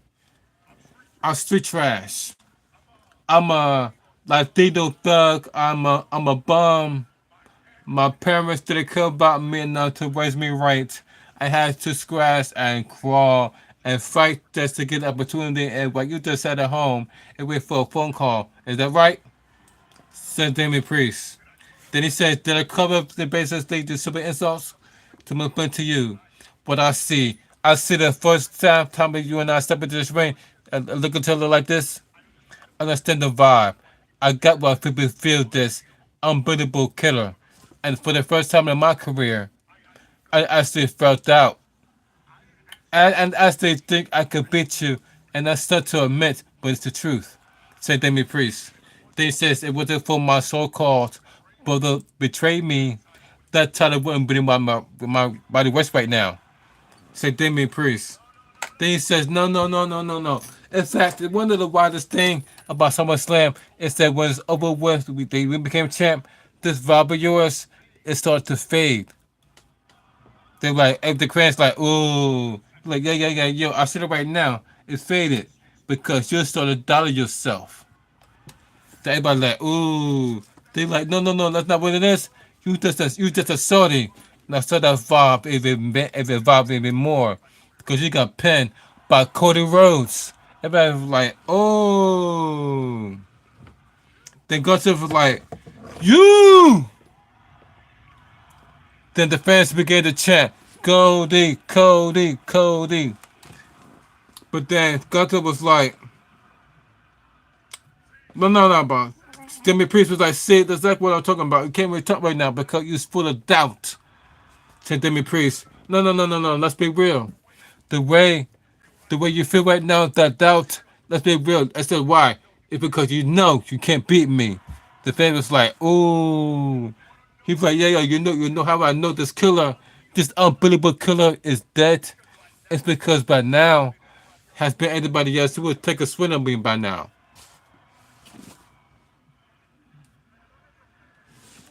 You want to take a swing at me, Gunter? I don't think the people here wants to waste the Survivor Series. Take the shot. So it looked like Damien Priest is begging to take for Gunter to take a shot at him. As you can see. But do you think that Gunter has the guts to take a swing at Damien Priest? You say you won't take a shot. I know you won't. Because if you did, I'd drop your ass right there. Everybody like, oh.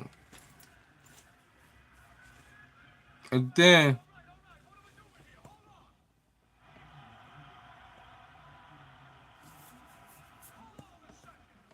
all of a sudden, Caster just out of nowhere was like, whoa, what we doing? Hold on. And then look, it's out of nowhere, it's Caster making this presence known out of nowhere. So he says this, surprisingly.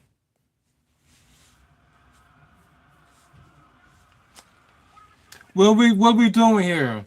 Priest, what are you doing here? I thought everyone in this building is you. Then again, get a lie. On what he says, do I have to remind you that this man right there has beaten you once already? Said Colister. Then he says, listen, let me give you some advice. Get out of this ring right now and save yourself because I can guarantee you the second time you settle this ring through this man, the results will be the same. He will beat you once again because you are not even worthy of the.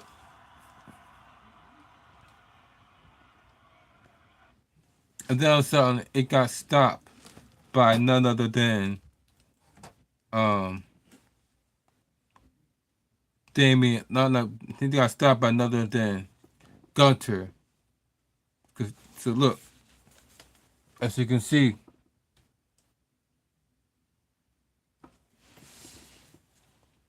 so he was like,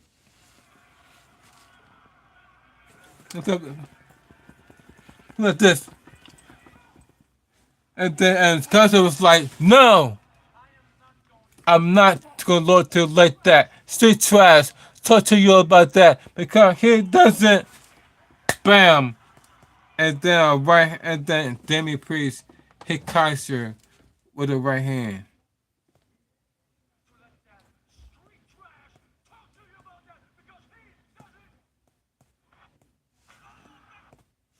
As you can see, just a right hand, right to the right hand by Damian Priest, knocking down Coster.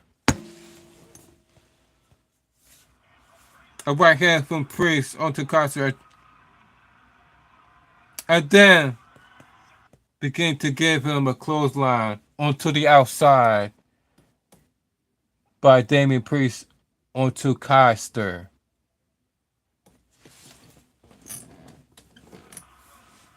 Throwing him over the top rope like it was the Royal Rumble. And then began to take his jacket off and began to, like he Shinsuke Nakamura. It was like, come on.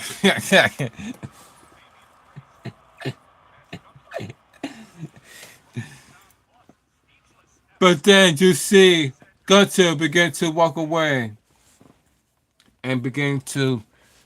He obviously didn't want another piece of Damian Priest because he began to walk on the outside and walked away from Damian Priest.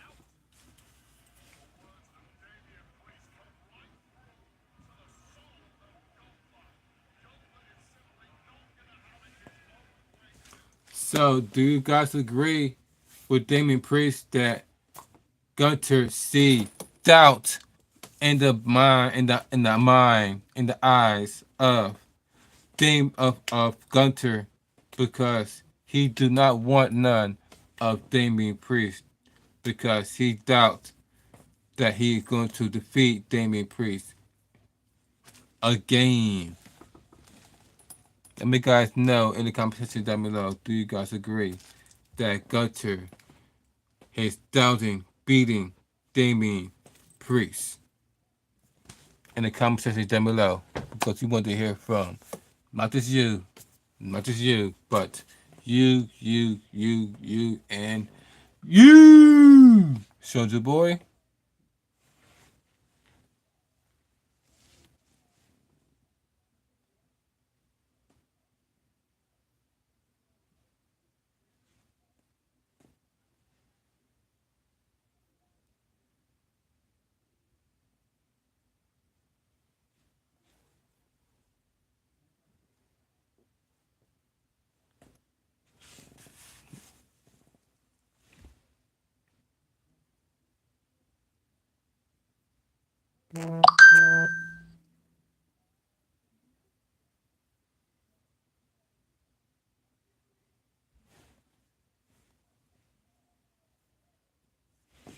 Hold for a second, guys.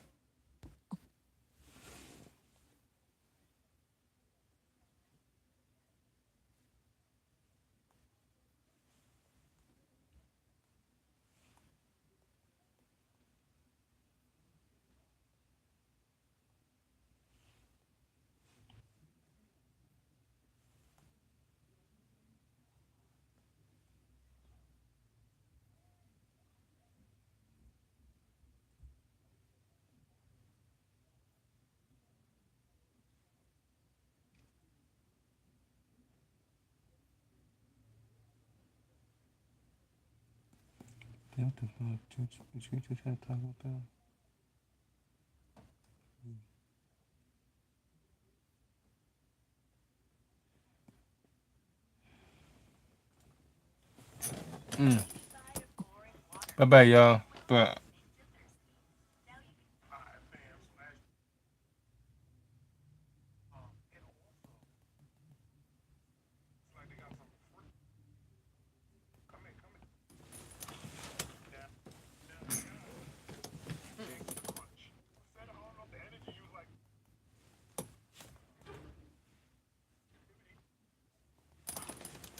oh, okay.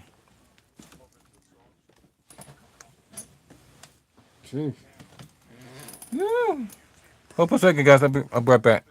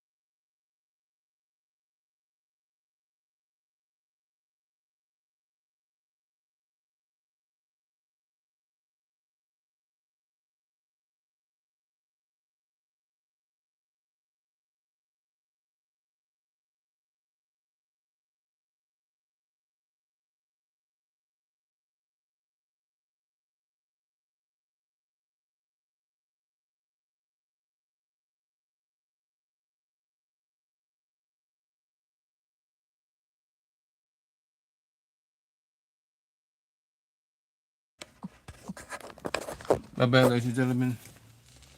We'll make you guys wait. Sorry, guys, for the wait. Searching for my glasses. It was by the chair. That's why.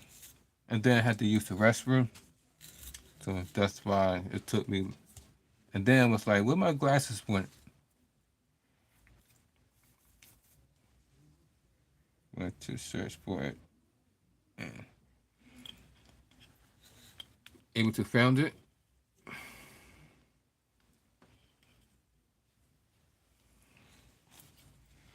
Put it by the dresser. Cheers, gang. Thank you for joining. Thank you for sticking around.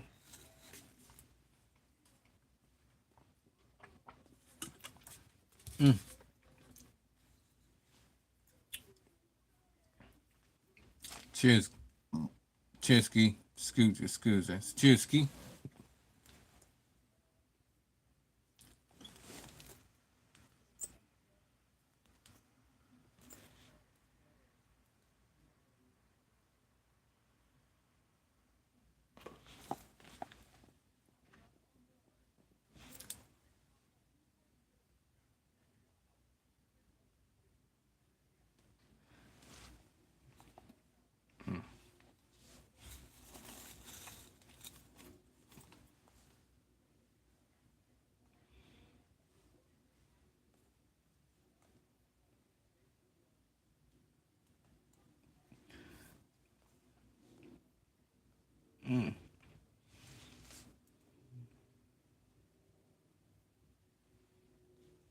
What the hell?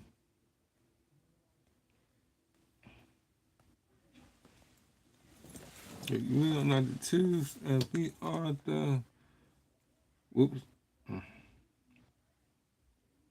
We're back. I'm still only have this tablet for like only 2 months, so I'm still learning everything. I'm still learning about the tablet.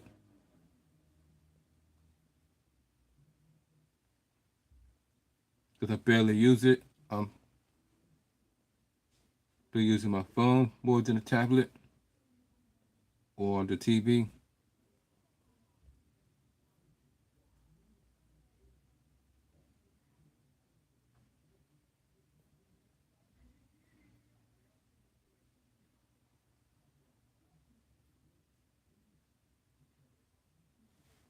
Let's see what happens.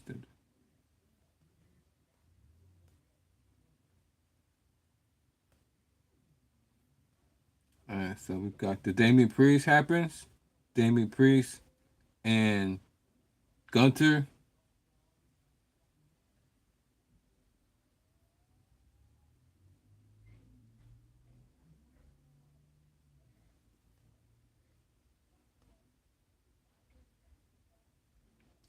Okay.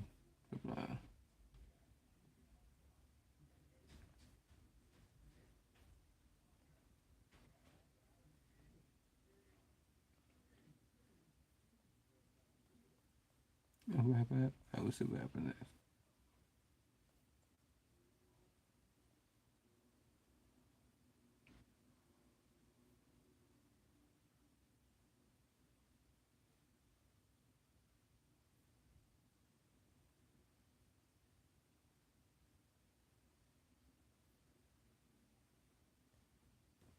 All right, I bear with me, guys. Hold on. Let's see what happened after that.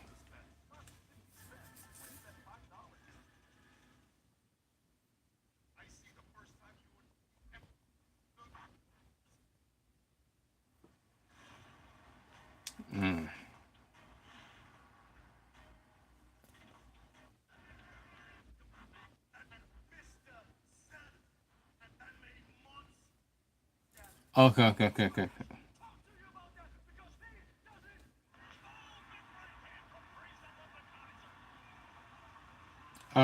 So what else happened?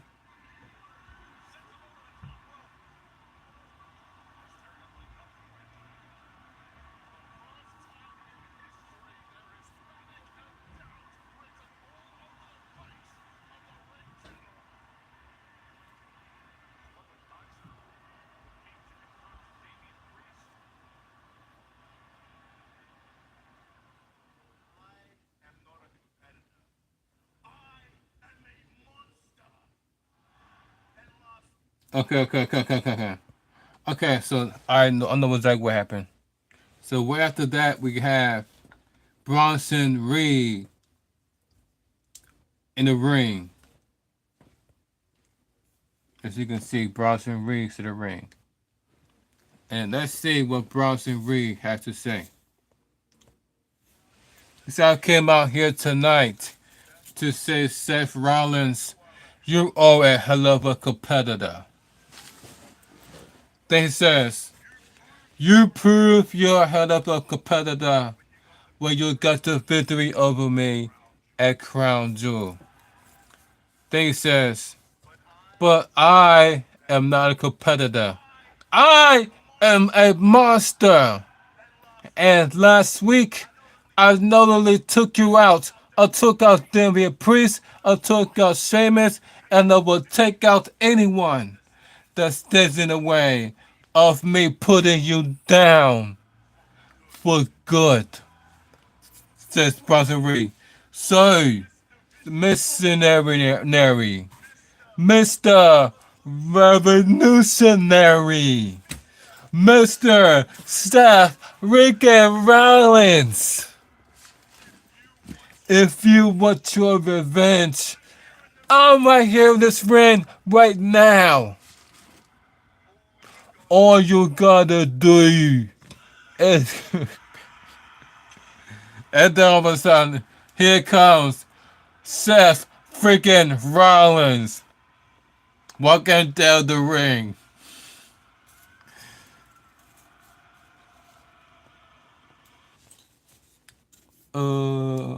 Wearing his Joker black and white suit. Burn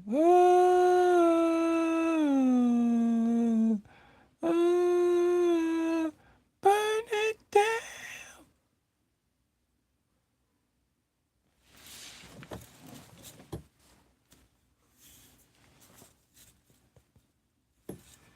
So Seth freaking Rollins with a microphone, with the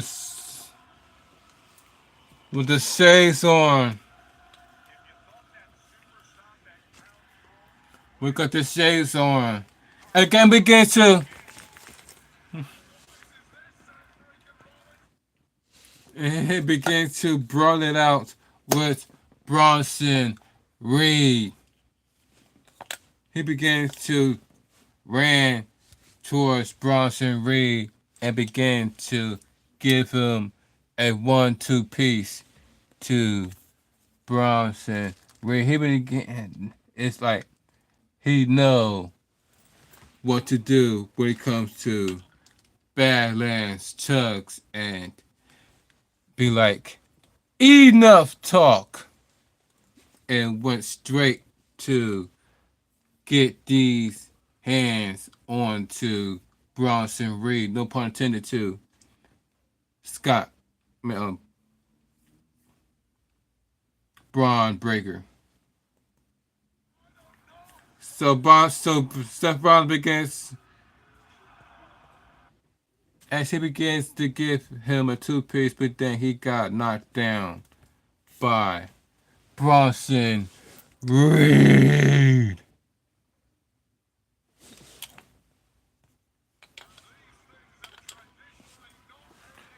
And then after he got knocked down, he got knocked into the outside. He got into the outside of the ring. And then Bronson Reed began to pick him up. But then Seth Rollins was able to turn it around and throw Bronson Reed onto the turnpost. Then Seth Rollins, looking to the announcer's table, began to throw the Raw announcer's table onto the. But then he got super kicked by Bronson Reed onto Seth Rollins, and then Bronson Reed begins to stand up and look onto, and then Seth Rollins began to dive right onto Bronson Reed. And then that's when security began to break them up.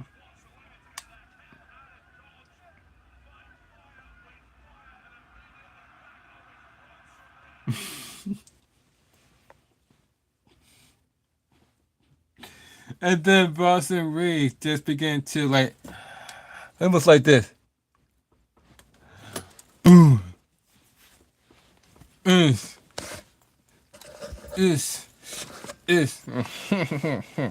He began to fight the entire security. As you can see, guys, this guy is beginning to fight the entire security one by one. Actually, do this.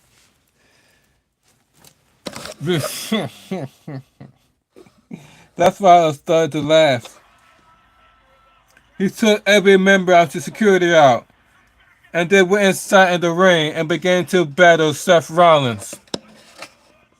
And then you see security begin to ran and begin to break up Seth Rollins and Bronson Reed. This is exactly why I tell you guys that they need bigger and better security, because those type of security is not going to be able to not only hold back Seth Rollins, but not only hold back Bronson Reed and Seth Rollins at the same damn time.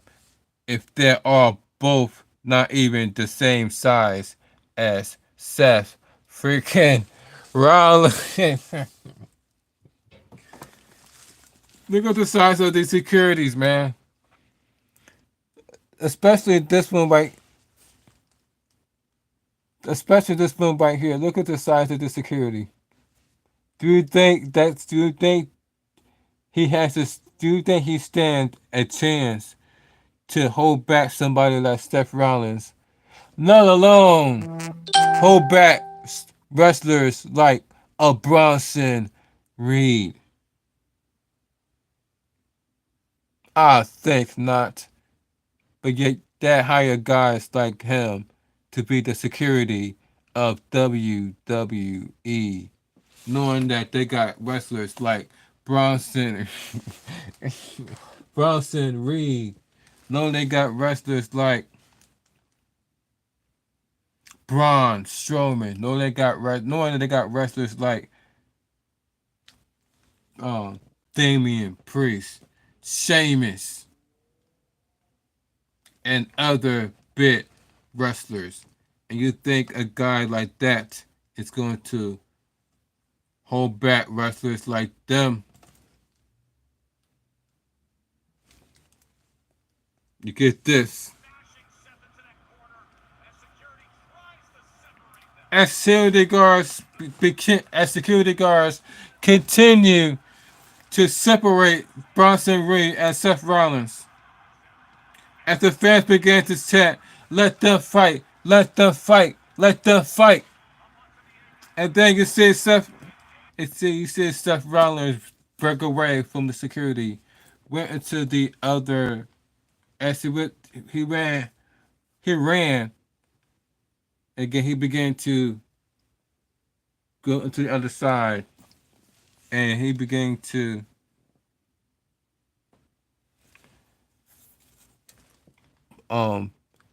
hit Bronson Reed over the head as he began to go on the other side of the ring. After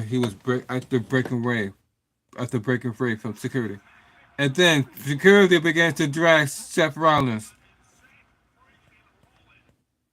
But then you see Bronson Reed began to fight security off. And now he was able to break free from security. And now all the security was on to Seth Rollins.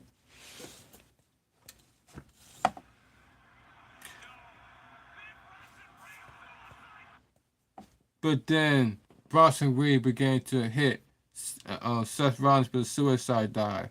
But only Seth Rollins was able to move out of the way. So therefore, Bronson Reed hit the security guards with the suicide dive instead of Seth Rollins. Look at that. That's crazy. So if you got security guards instead of Seth Rollins, and then Seth Rollins just jump right on Bronson Reed, and then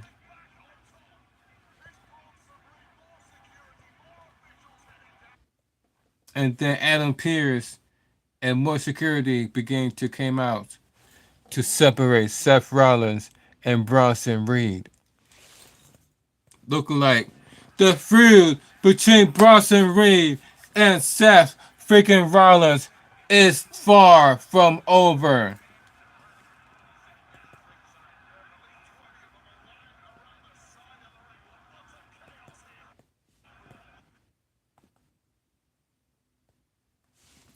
So what you guys think about the feud that is continuing between Seth freaking Rollins and Bronson Reed? Let me guys know in the comment section down below. And yes, ladies and gentlemen, we are more than 2 hours in to make up for a long week of me not going live, ladies and gentlemen. It's due to me doing Uber Eats.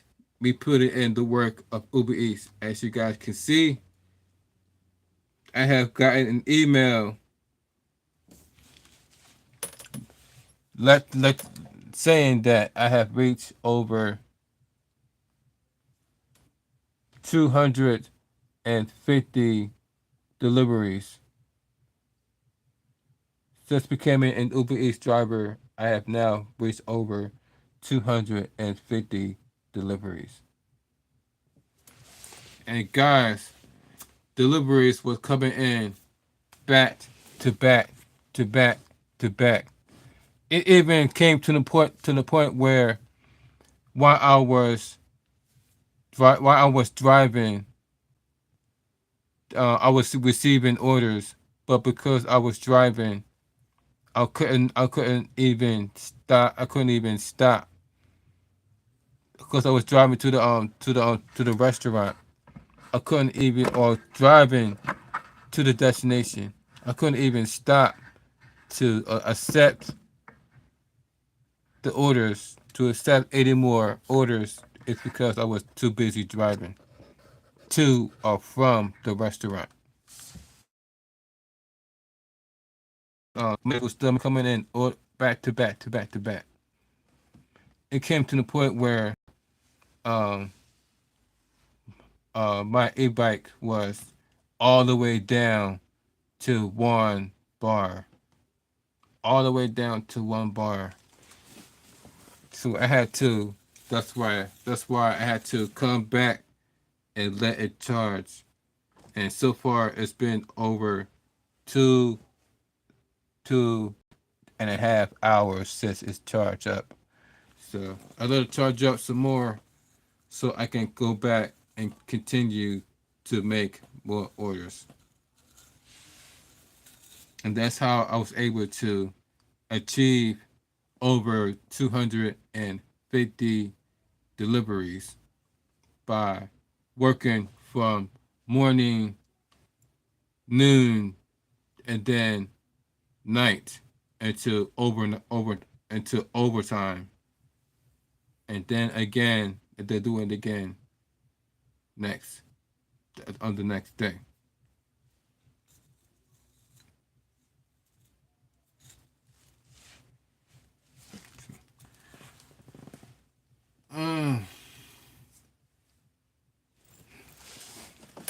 Because that's because the saying goes, ladies and gentlemen, the grind never stops.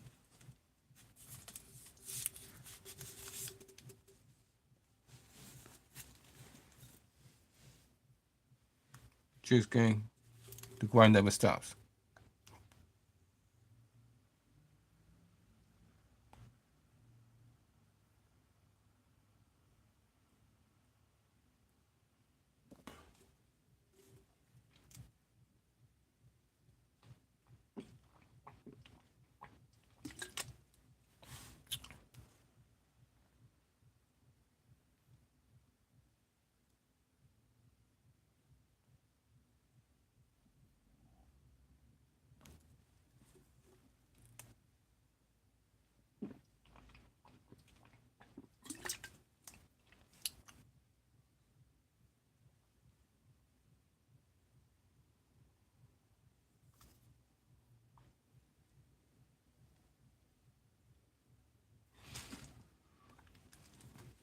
Mm.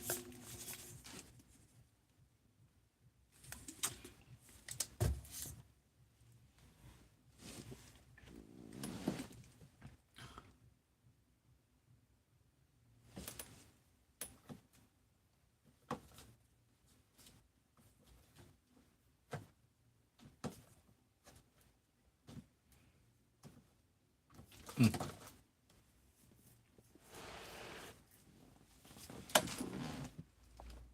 Ooh.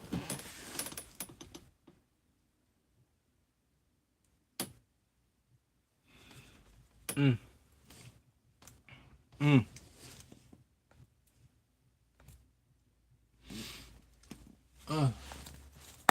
Shout out to people at Uber Eats. Thank you for giving me the opportunity to make money off you guys' platform. I really acknowledge that. I really acknowledge you guys. I really appreciated that. And I will continue to work hard and make as many deliveries as I can, as I possibly can. So thank you. Mm.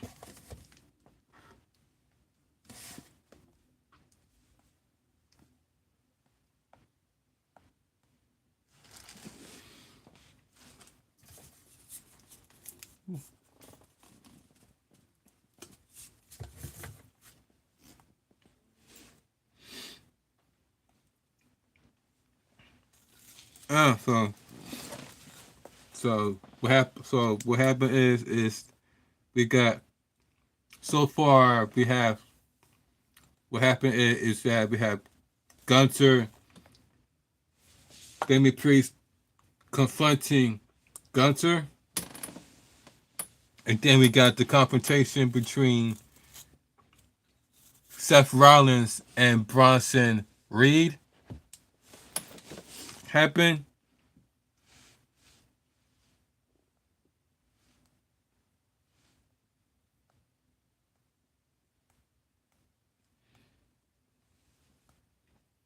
Right after that,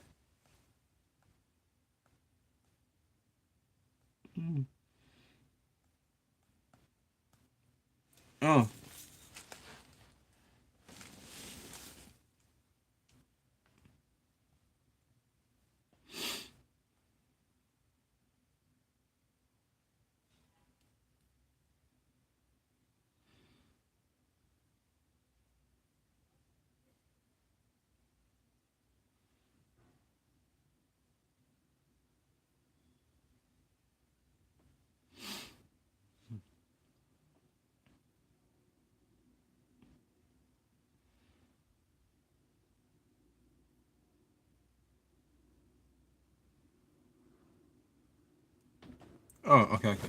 Hold on for a second, guys.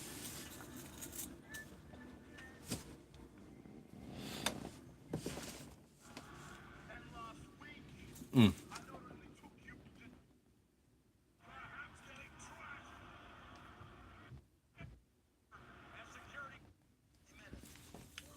Uh, woo. Mm.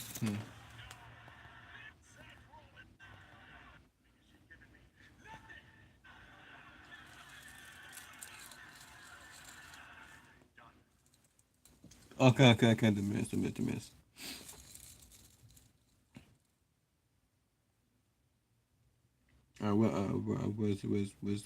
the miss?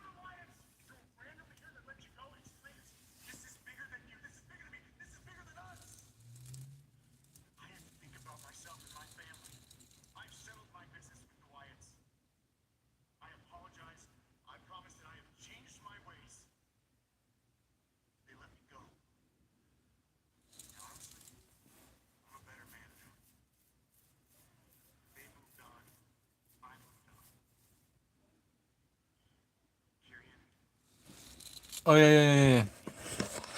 Well, oh yeah. Oh yeah, my bad, y'all.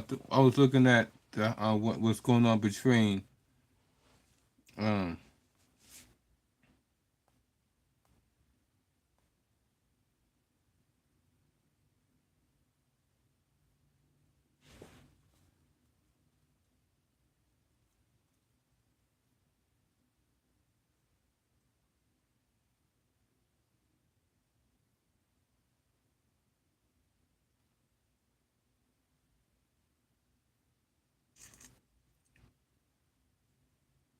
hold on a second, guys.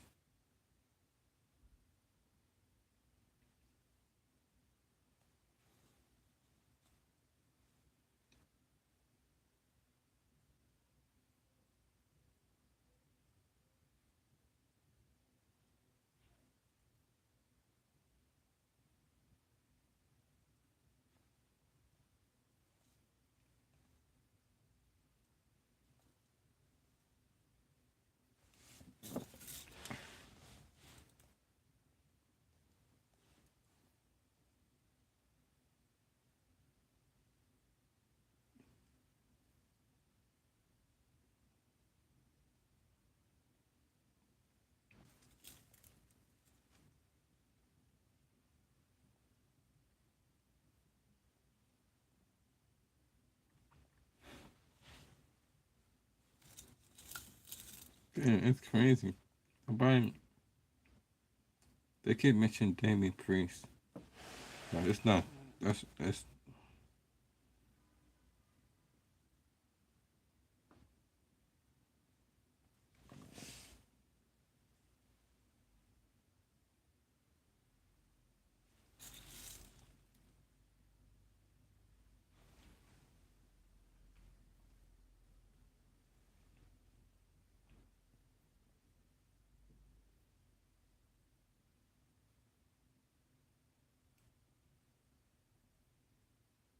hold on. This is that. Cause I'm like, I'm trying to look for the.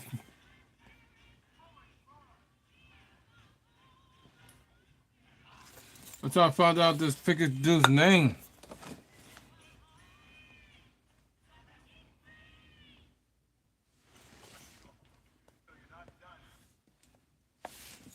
Um,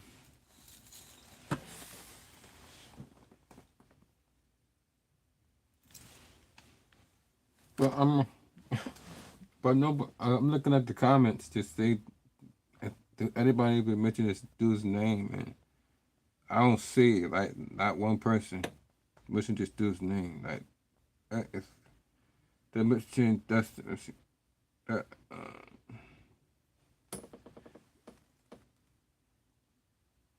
the, he's a member of the Final Testament.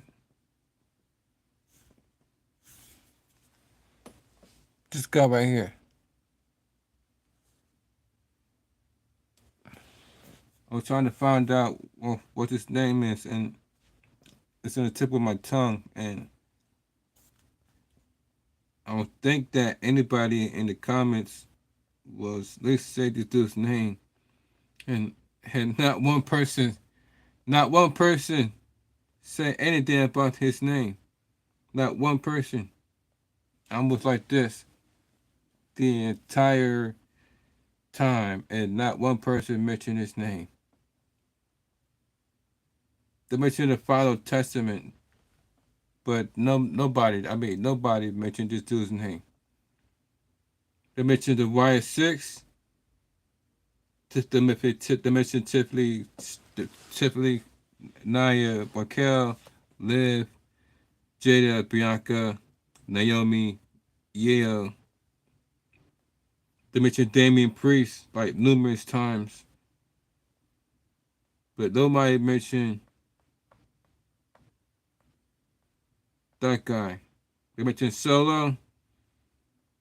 They mentioned The Miz, OTC, Seth Rollins, Damian Priest, Bad Bunny, AOP,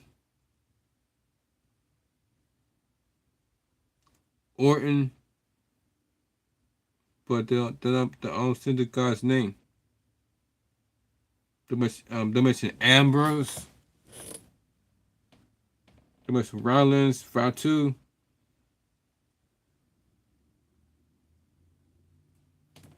They mention the authors of pain, but nobody mentioned that guy.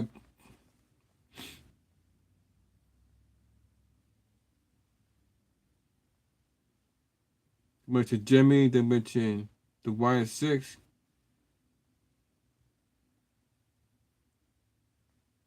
But nobody, I mean, nobody mentioned that guy's name. Nobody. And I stay strolling to just find out, has anybody mentioned his name? And haven't seen not one person in the comments, not one person in the comments mentioned the dude's name. That I was like, what's his name again? I wanted to see if anybody in the comments know this dude's name. Besides calling him Authors of Pain and AOD. I wonder, do anybody know the guy's name? Yeah, not one person has said anything about his name. I've been strolling.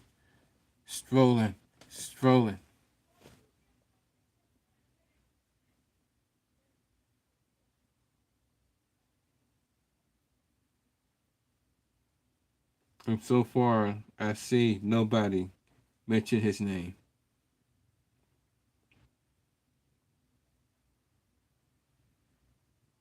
I see more people mention Damian Priest than anything.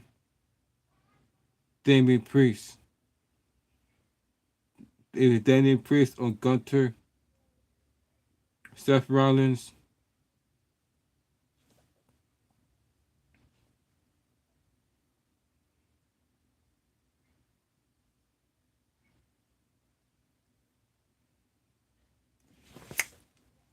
Now, there we go. We finally got to somebody mention his name. His name is Karrion Kross. His name is Karrion Kross, ladies and gentlemen. We finally came across his name. That's his name, ladies and gentlemen. His name is Karrion Kross. We finally found out what his name is. His name is Karrion Kross, ladies and gentlemen. So Karrion Kross, the next segment is Karrion Kross along with AOP with The Miz.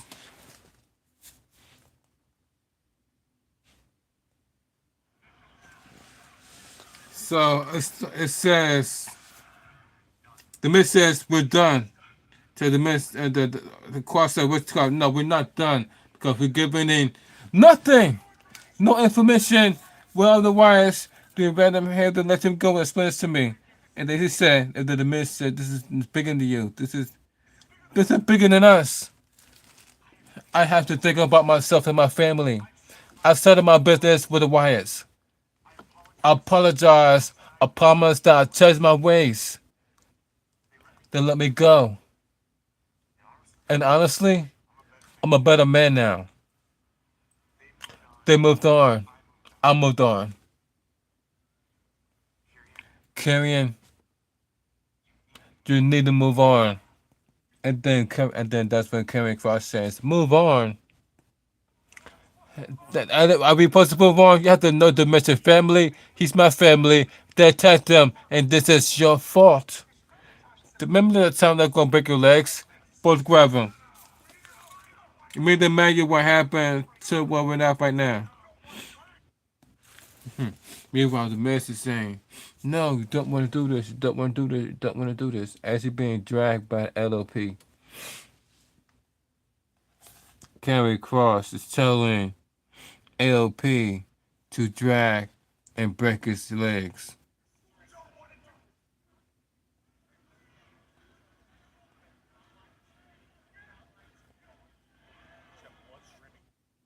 And then you see the Miz with blood streaming from his eyes, thanks to carrying cross. And he keeps saying, "You don't want to do this. You don't want to do this."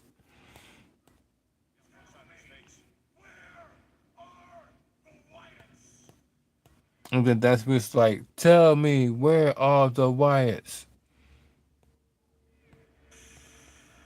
And then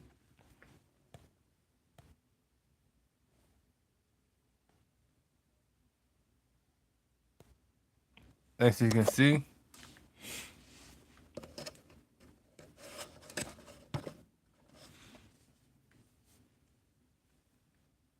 and then next thing you know, the light starts going back and forth.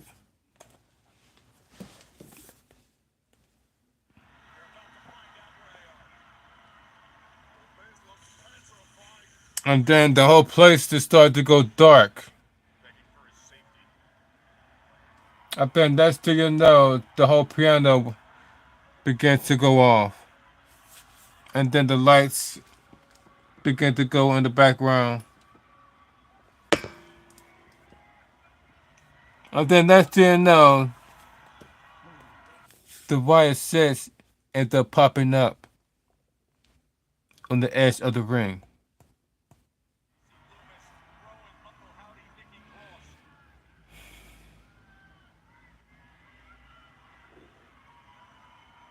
And then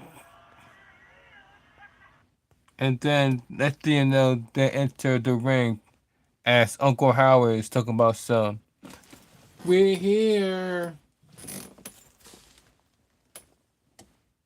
As they met the final testament, the Wyatt Six, in the ring together. The Wyatt Six, the final testament.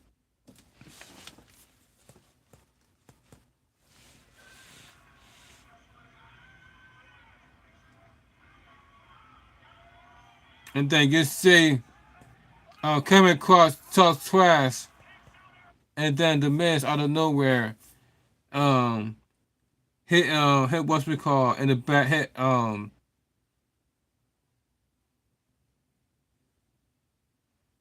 Eric Rowan in the back with a steel chair. Hit Eric Rowan with the back with a steel chair as the Miz. And then you see Okahawa look him in the eyes. It says, "Tell me you just not just did that. Tell me you just not just did that," in my Booker T's voice. But then Uncle Howie begins to look him across in the eye.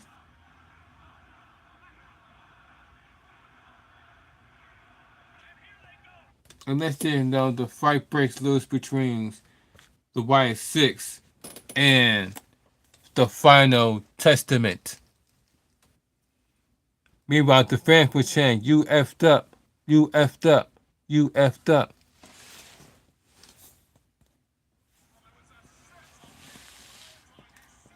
It was just this. Meanwhile, the Miz is putting a steel chair onto Eric Rowan. Wow. And then you see Scarlett throw. My bad, excuse me. You see Scarlett just throw what's it called onto the outside of the ring, and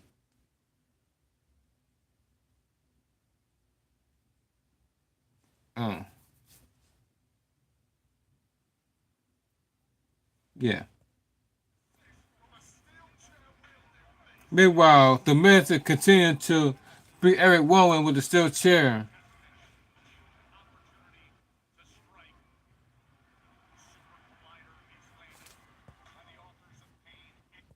As you can see, the Miz continued to hit Eric Rowan with a steel chair over and over and over again.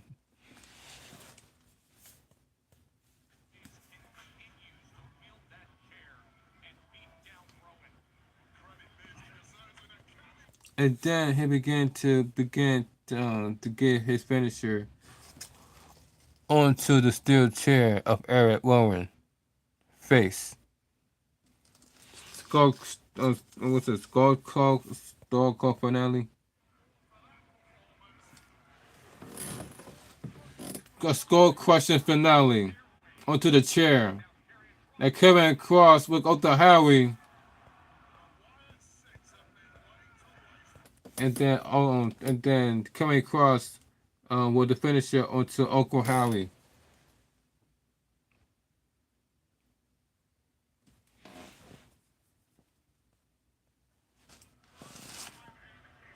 The first time in history, the Final Testament of the Miz working together to taking down the Wyatt Six.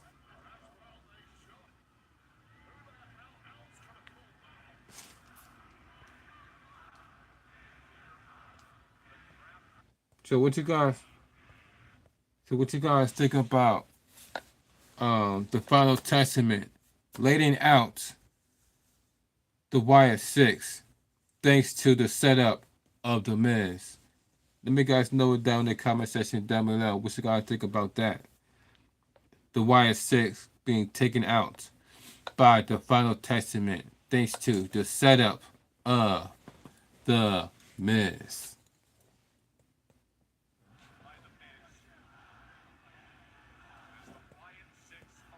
Meanwhile, you hear the fans chant, "Miz, you suck. Miz, Miz, you suck. Miz, you suck. Miz, you suck."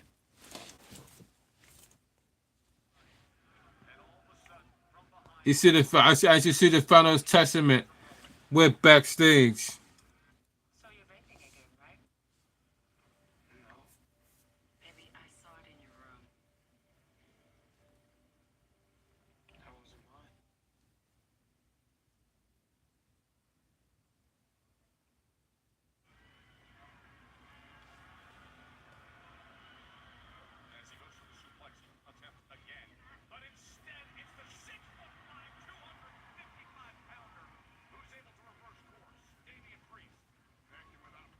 Mm.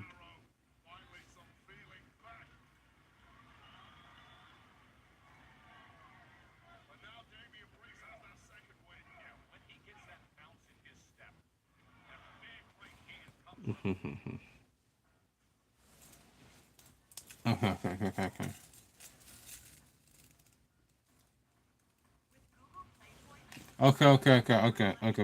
We go.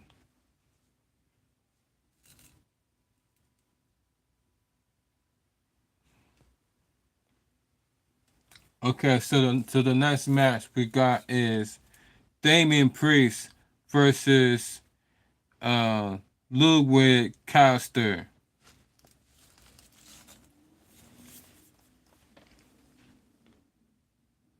As we got here.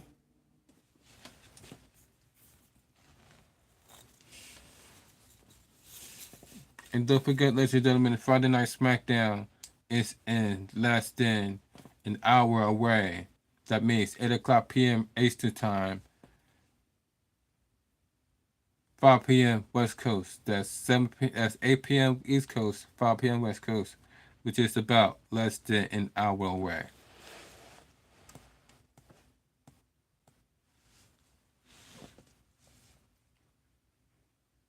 Damian Priest reversed it into a suplex.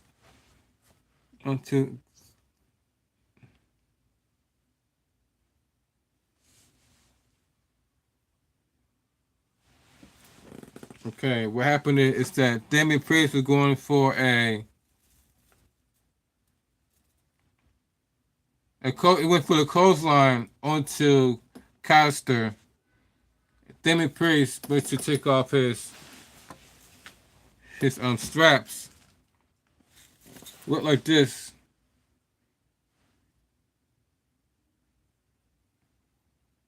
And then grabbed his neck and went for a choke slam south of heaven. Cover him for the 1, 2, 3.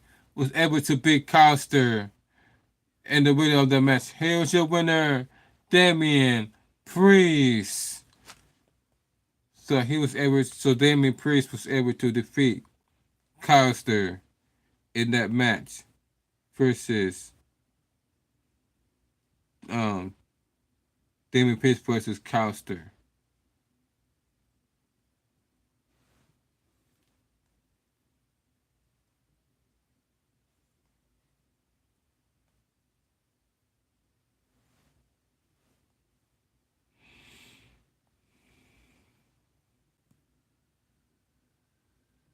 That was crazy, right, ladies and gentlemen?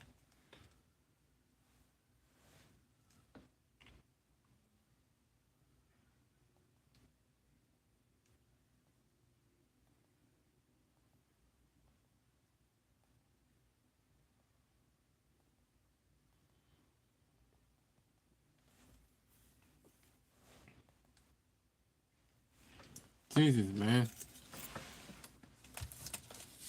Don't forget to stay hydrated. Mm.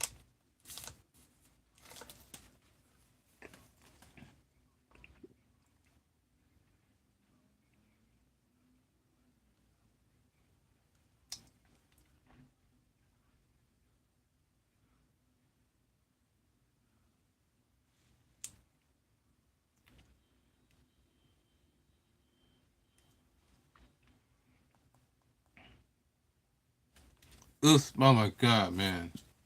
I shouldn't have done that shit.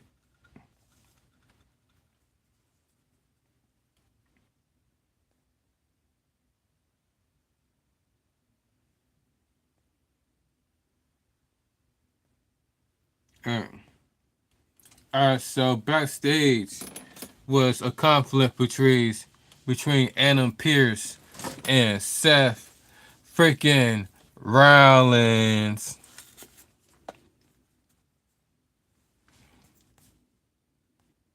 As you can see, a confrontation between Seth Rollins and Adam Pearce.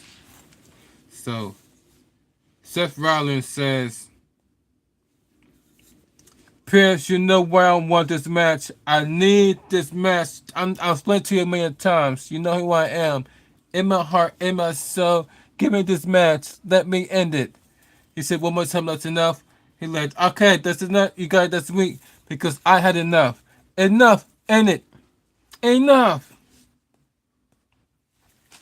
So it looks like Adam Pearce has given Seth freaking Rollins his match one more time between Seth freaking Rollins versus Bronson Reed next week on Monday Night Raw. Wow. And then that's when he went into Sami Zayn. He says, so I'm going to ask you something. I'm not going to start questions to send me out. We the fifth guy for War Games. This and then he like look. I'm not sound stupid, but look, I want to say anything. Don't say anything. I know. Nobody having blood with women rains and blood. Like nobody knows more than me, but that's okay. But whole reason, the whole reason why I'm in this mess because remember how bad games gotten on some level. The family bond never goes away, and I know deep down the family bond between you and Roman. Remember how bad games gotten on some level. We're still brothers. Except I look up and down about the black and roster on the wall, SmackDown. There's nobody else, man. I think it's you. I think you're a fifth man. So it looks like. So let me get this straight. Sami Zayn wants, out of all people, Seth freaking Rollins to be part of this was this 5-on-5 or 6-on-6 man versus the bloodline, knowing that he have a history with Roman Reigns. Is he serious?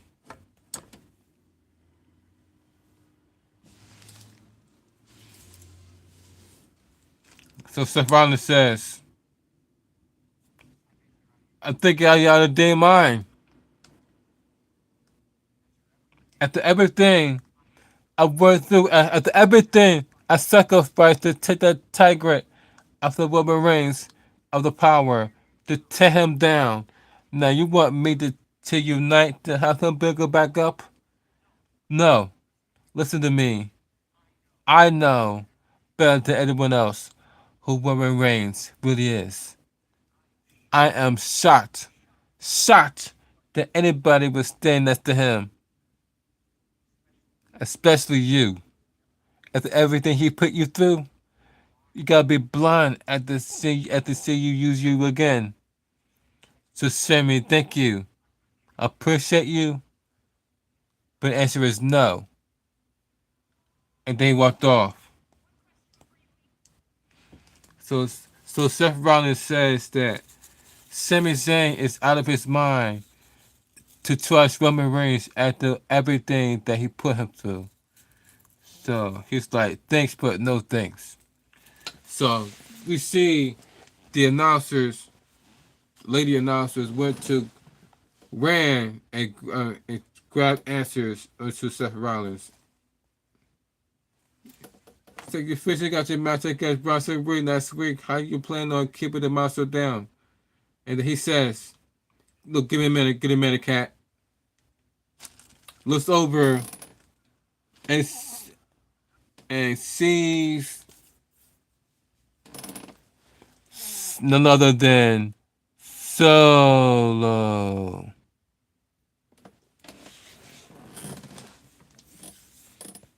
Solo says, what up, Holmes? Listen, I know you don't like Roman Reigns. I can't stand Roman Reigns. Will we be the ones join forces together? Let's take him out. And Seth Rollins is like, ha ha ha ha ha ha. Solo, you're not having going on at all. I'm going to say a little secret, something that that's on. We haven't always gotten along. I'm gonna let alone those little secret. So until Zayn earlier tonight, we asked me to join his team. The next time I'm in the ring with Roman Reigns, it will be to stop his end head to the ground. Never again in my life will I team with Roman Reigns. But I would never join forces with a wannabe brother.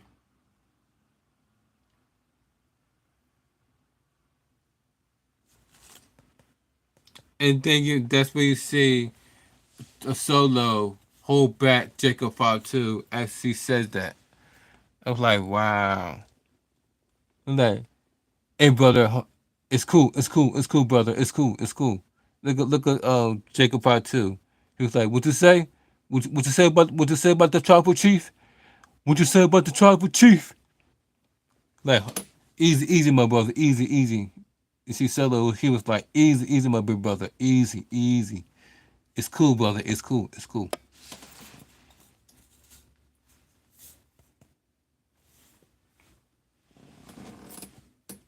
And then Seth Rollins walks away. So what you think about the confrontation that would happen backstage between Seth Rollins, Solo, and also with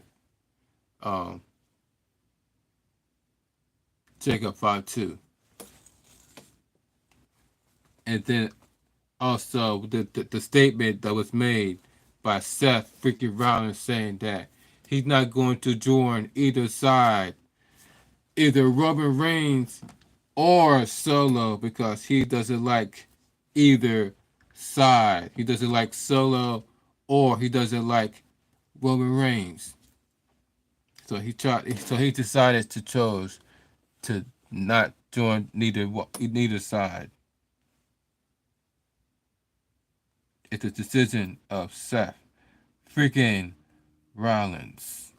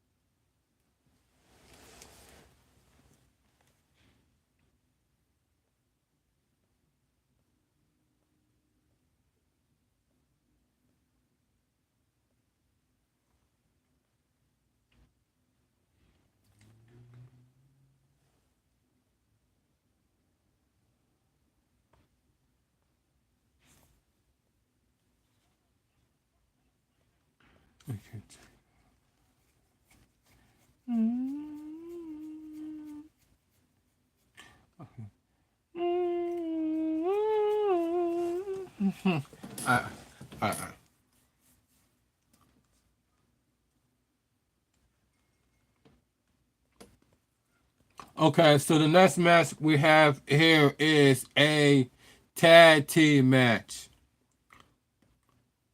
between Bianca Belair, between the WWE Women's Tag Team Championship match, and it's between the WWE Women's Tag Team Champions Jade Cargill, Bianca Belair, as they're facing Liv Morgan, the WWE Women's Champion, and Raquel Rodriguez.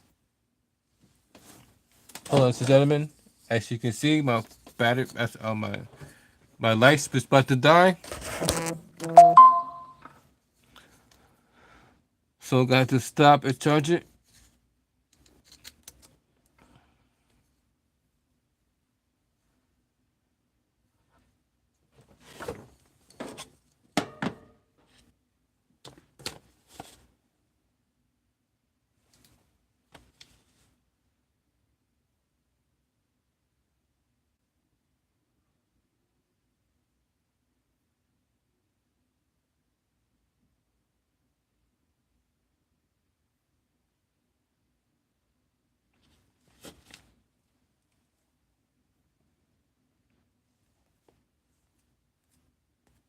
Okay, ladies and gentlemen, for a delay. I'm just trying to let it charge up for a little bit so I can turn it back on. And we will once again have lights. Yep.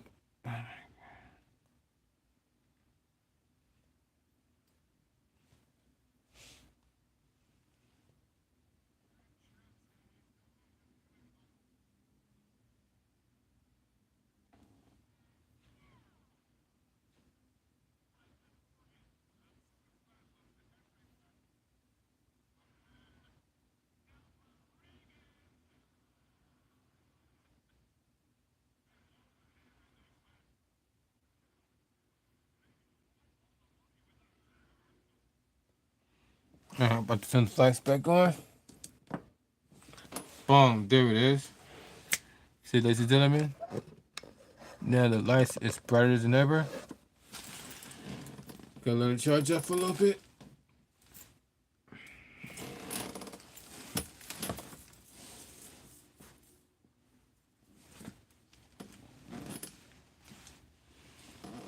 So we had Jade Cargill, and then what happened is we got Jade Cargill and Bianca Belair. Jade Cargill, along with Raquel Rodriguez, gave each other the boot at the very same time.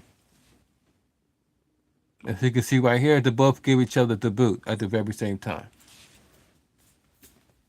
Okay, so that happens. They both laid out. The referee was looking out, and then out of nowhere, and then that's where, and then out of nowhere, here comes Nia Jax and Tiffany Stratton began to ran down the ramp together.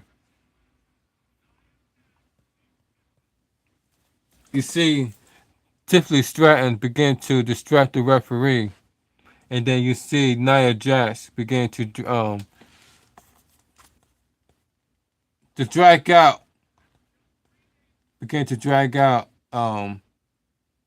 Jay Cargill, and then began to pick up Jay Cargill and gave Jay Cargill a Samoan drop onto the hardest part of the ring.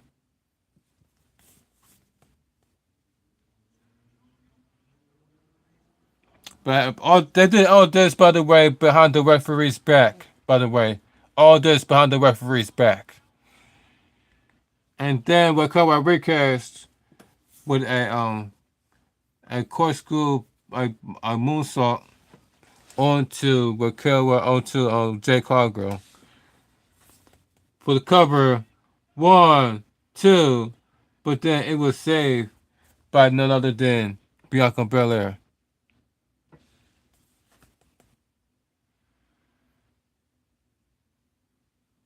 And then again, here could Liv Morgan thinking that she's going to save the day, but then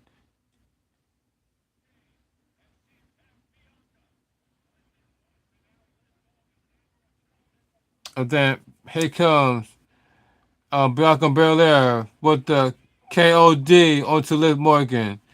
Cover for the 1, 2, 3 to retain the WWE Women's Tag Team Championships by pitting Liv Morgan, Bianca Belair.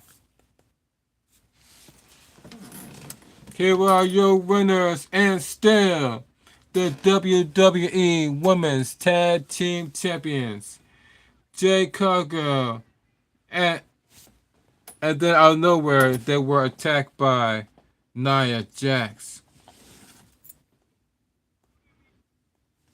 And then Naomi got involved, and then she was also was attacked by Nia Jax.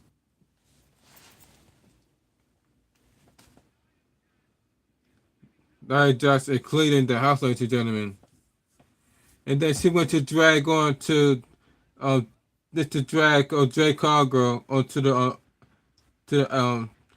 and then here comes Io Sky. Io Sky gave her the sidekick to the head, and then a springboard kick to the to knock down Nia Jax and Io Sky. And then Tiffany Stratton went to try to attack Io Sky, but then got uppercutted by Io Sky, and then got stopped to the chest by Io Sky onto Tiffany Stratton, and then double team taking care of Raquel Rodriguez was by the tag team champions in Jay Cargill and Bianca Belair, taking out Raquel Rodriguez onto the outside. Then they're all working on Nia Jax, Io Sky, Nia Jax. Io Sky, the tag team champions, along with Naomi. They're both the tag team champions. The tag team champions gave Nia Jax the double suplex onto Nia Jax.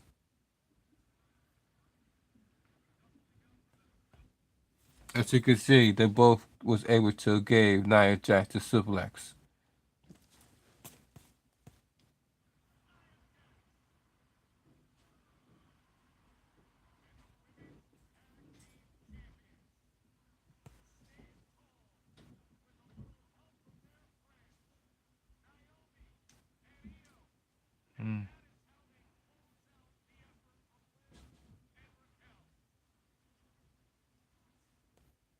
Wow.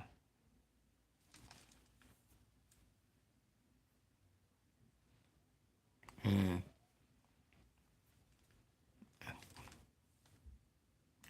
That is, and what you guys think about the tag team, the women's tag team match between Bianca Belair, Jay Cargill, and wow, Liv Morgan and Raquel Rodriguez. That was a crazy match, yeah. Is it?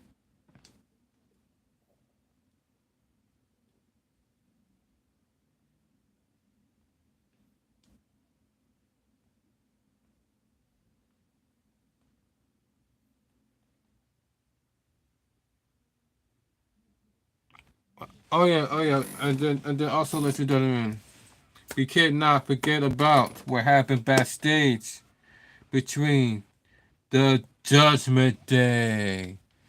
It seems like it's like I said, ladies and gentlemen. It's like I keep saying this over and over and over and over again, and that is that Triple H do not like tag teams and factions, because guess what's going to that's what's happening with the Judgment Day. Judgment Day begins to crack some more. It's bad enough that Damian Priest was kicked out. It was bad enough that um somebody like, oh yeah, it was bad enough that Rhea Ripley was kicked out.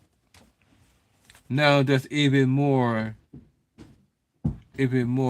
uh um feud going on with the Judgment Day.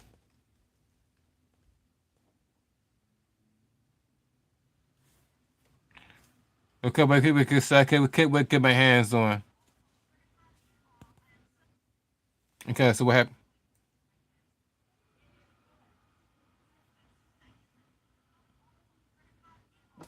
Okay, oh yeah, she said. So, but Ricky says, I can't wait to get my hands on.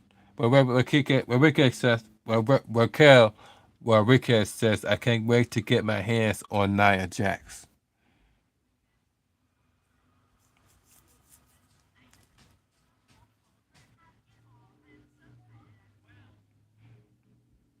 I said, and then that's when Finn Balor says, well, it's set for the World Heavyweight Championship. Here you go. Says Finn Balor. Is it right, Dominant? Is that what happened last week? Just one win away for being champion again. Is that right? He said last week was my fault. And then that's when Dominic Mysterio said, hey, that wasn't my fault. And plus, Boston Reed came out. And plus, where were you? He's like, where was I? I was the same player. I was exactly what Liv told me to do. And that was focus on the tag titles with the War Raiders. You didn't have Damien all by yourself. He said, well, I beat Damien and close to the world title than you have in a long time. And then that's when Finn Balor was like, you want to say that again, kid? And then after I was like, hey, not gonna. I calm down. Wait, calm down. Wait, relax. And we're like, right, left, we are family. And we step up for each other, even when the time's so tough. So next week, Dominic Carlito step up for AJ and show the Bull Leaders what Judgment Day was all about. Are we down for that, mate? And then that's when Dominic Mysterio says, I got it, I will make it official. So it looked like they challenged the War Raiders to a tag team match. Dominic Mysterio, along with Carlito. Look at Carlito's face. Carlito was like, huh? Like he did not want to be involved in this match with Dominic Mysterio versus the War Raiders. That's Dom.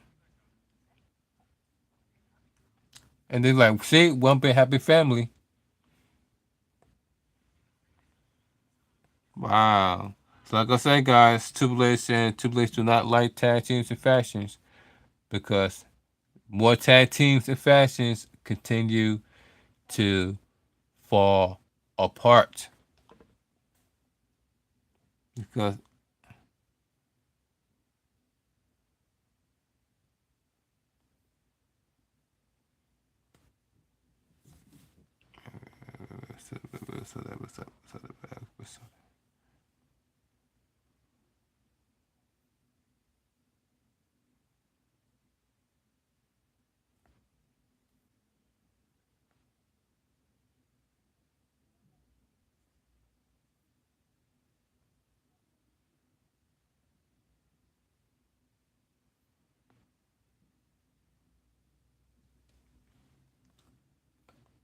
Oh, yeah.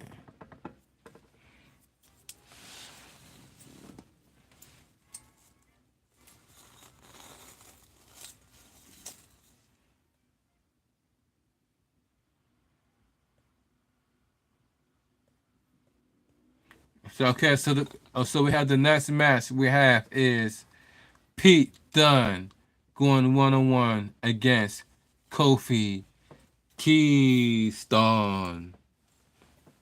SOS. American Content. SOS. American Content.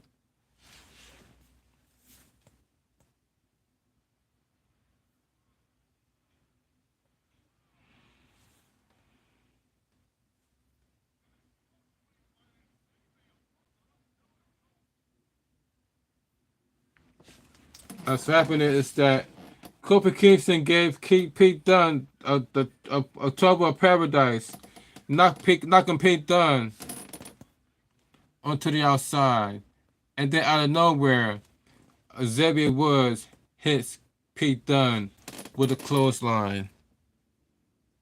As you can guys see right here, gave him the clothesline to Pete Dunne. Got his clock cleaned by Xavier Woods. Then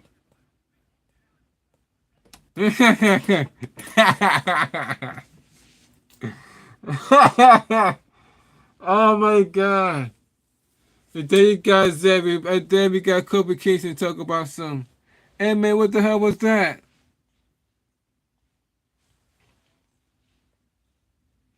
Oops.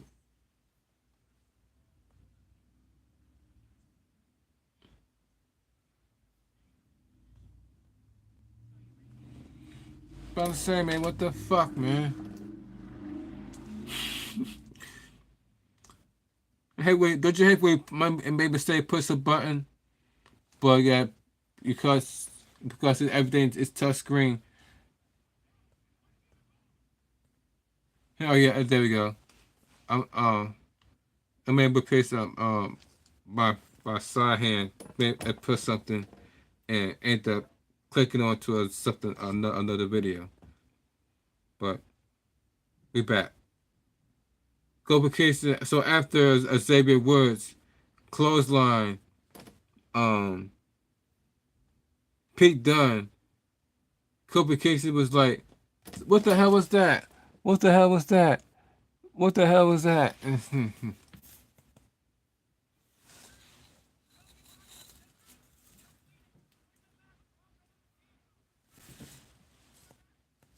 That's why Xavier was like, "Bro, win the match, win the match. Don't look at me, bro. Win the match. Don't look at me, bro. Win the match, bro." And then that's when he grabbed Pete Dunne. He said, "I told you I don't want to get involved. I told you I do not want to get involved. I told you."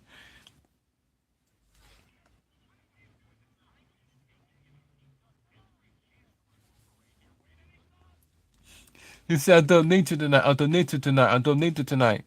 And then went back into the ring, and then because he got himself distracted by Xavier Woods, he got met with a kick to the face by Pete Dunne.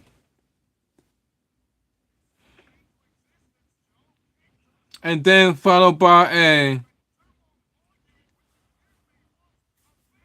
a bitter end for the cover 1, 2, 3, and a win by none other than Pete Dunne onto Kofi King. And look at the look at Xavier Woods' face. Look at the words of Xavier Woods' face. All because he wants to argue, talk about some. Hey man, what was that, man? Hey man, what was that? I don't need you. I don't need you. I don't need you. I don't need you. I don't. He did all that arguing, say I don't need you, only to distract himself. Now, because of that, he lost to Pete Dunne. Here is your winners, Pete Dunne. What you guys think about Xavier Woods trying to help out Kofi Kingston into beating Pete Dunne, or only for him to distract himself into arguing with Xavier Woods and then get kicked to the face and then lose to Pete Dunne for the 1, 2, 3. Let me guys know what you think about that in the comment section down below. Cause that's crazy. He looked like Xavier Woods was trying to help Kofi Kingston with the win, but I guess that was an epic fail on Kofi Kingston's part.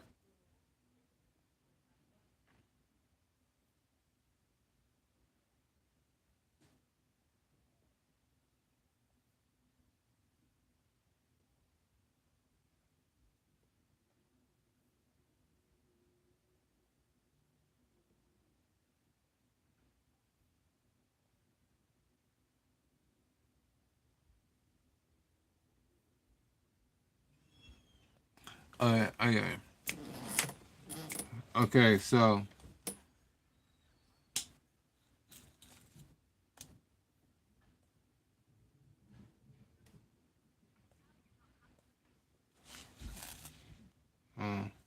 okay, so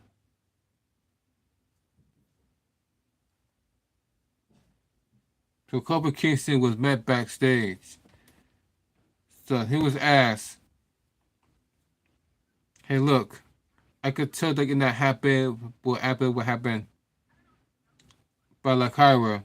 I don't know if you noticed, but watching the New Day over the past 10 years would have meant a lot to everyone in the locker room. You guys are the ones that really make me believe that you wouldn't ask one where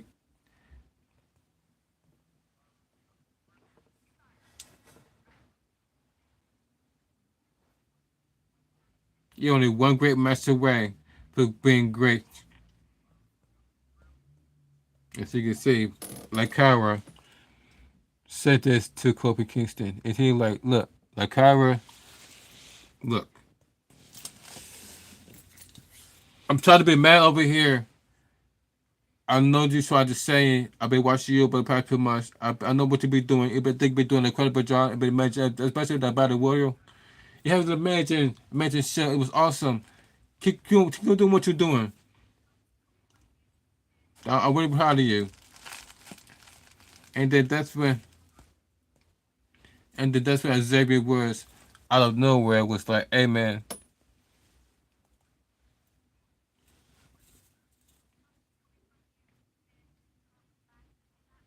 hey, Kofi, we got to talk, man. We got to talk.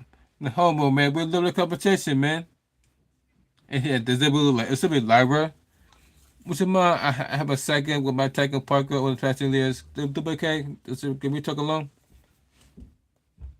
And like, "Yeah, sure. And the cover is like, "Yeah, sure. I'm out of here." Hey, great shit, cool right now. This was lost, but what you mean about this is, did you forget what just happened out there, man? That's like the advice. Does that even matter?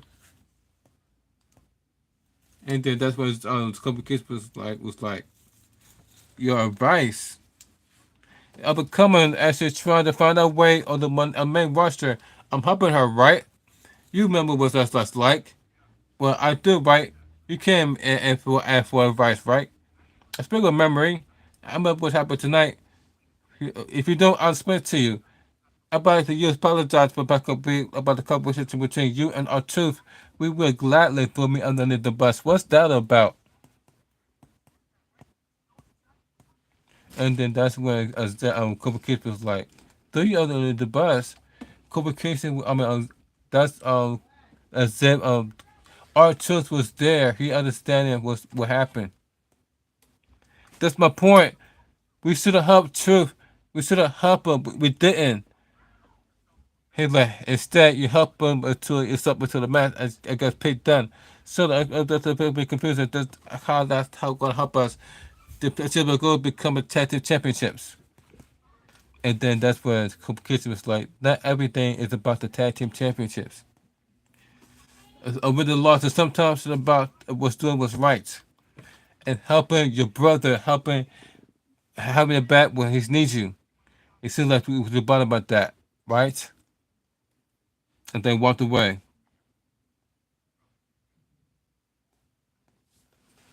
As Xavier Woods smiled as Kofi Kingston begins to walk away. Why, ladies and gentlemen? Because, like I said before, Triple H do not like tag teams and factions. That's why you see the New Day begin to fall apart as many tag teams and factions in WWE under the leadership of Triple H.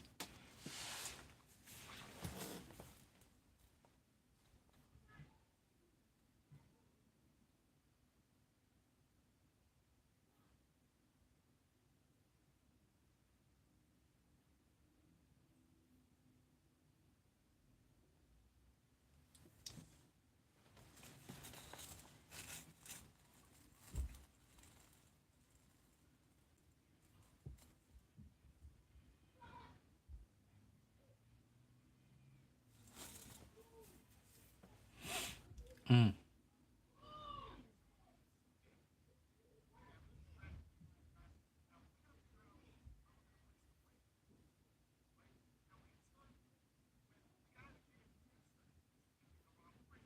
Okay, guys. So we have backstage with none other than American Made, and this is what it was says.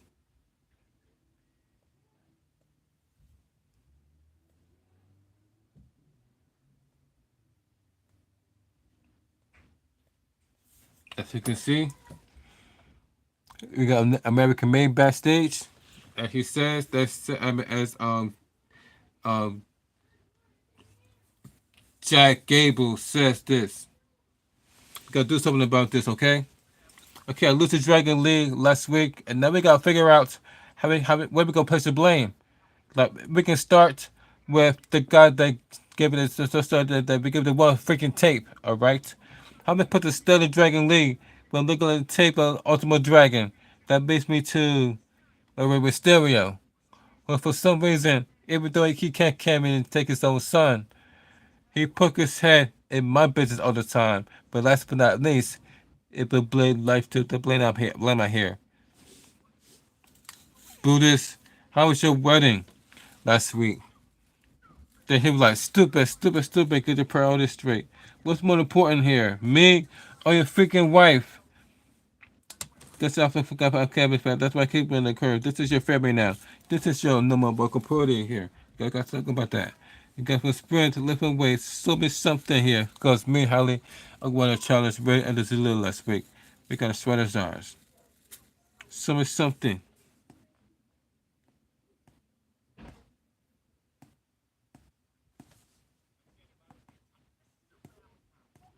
So he looked like he was yelling at the alpha not the alpha but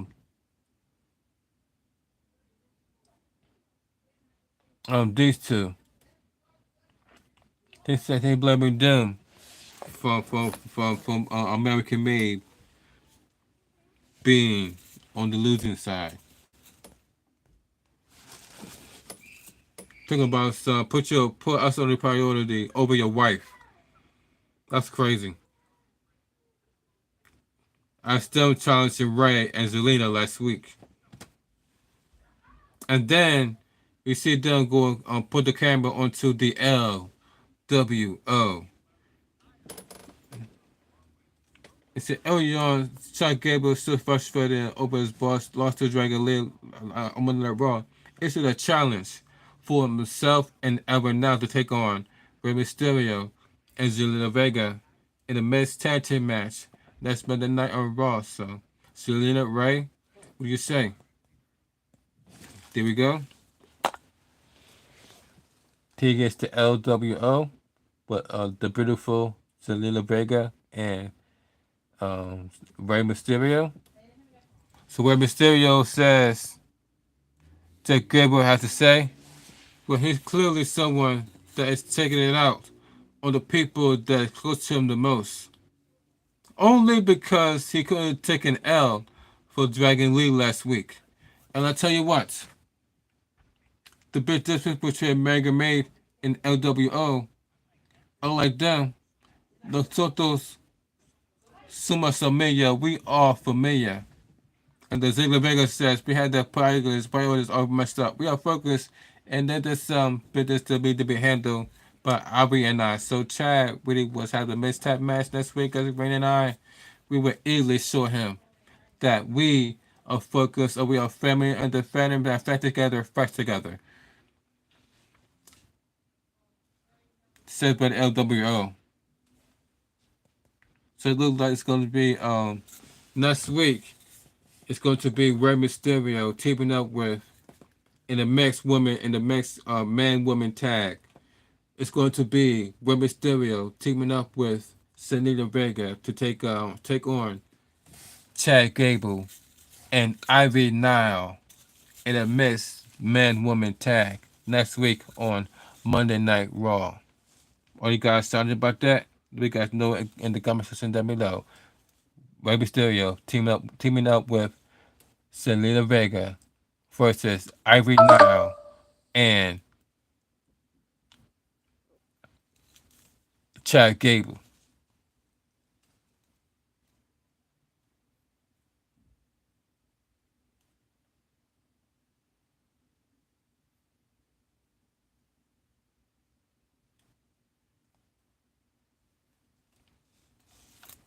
Let's see what else happened before.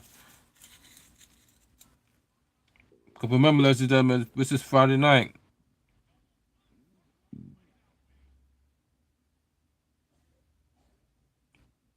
Okay. So that's all that happened on Monday Night Raw, ladies and gentlemen. And I was going to talk about happened on NXT and then AEW. But then I see what time it is. It is 7:47. That means that 8 o'clock is about 15 minutes away, which means that Friday Night SmackDown is on the way in 15 minutes. So about to end this live stream, so you guys can get ready for Friday Night SmackDown. We will continue this tomorrow as we talk about as we do the Friday Night SmackDown review for tomorrow, and then Sunday we will continue with AEW and TNA along with NXT. So thank you for joining me on this live stream. You are the real MVP. We're about to end this live stream, and I gave this Raw review. I give it 1 thumbs up. It's okay. It's okay. That's what I'm trying to say. So I'm definitely looking forward to Raw next week as that have everything packed for next week. So definitely looking forward to that. And don't forget, ladies and gentlemen, Friday Night SmackDown is about to come on. Less than 15 minutes.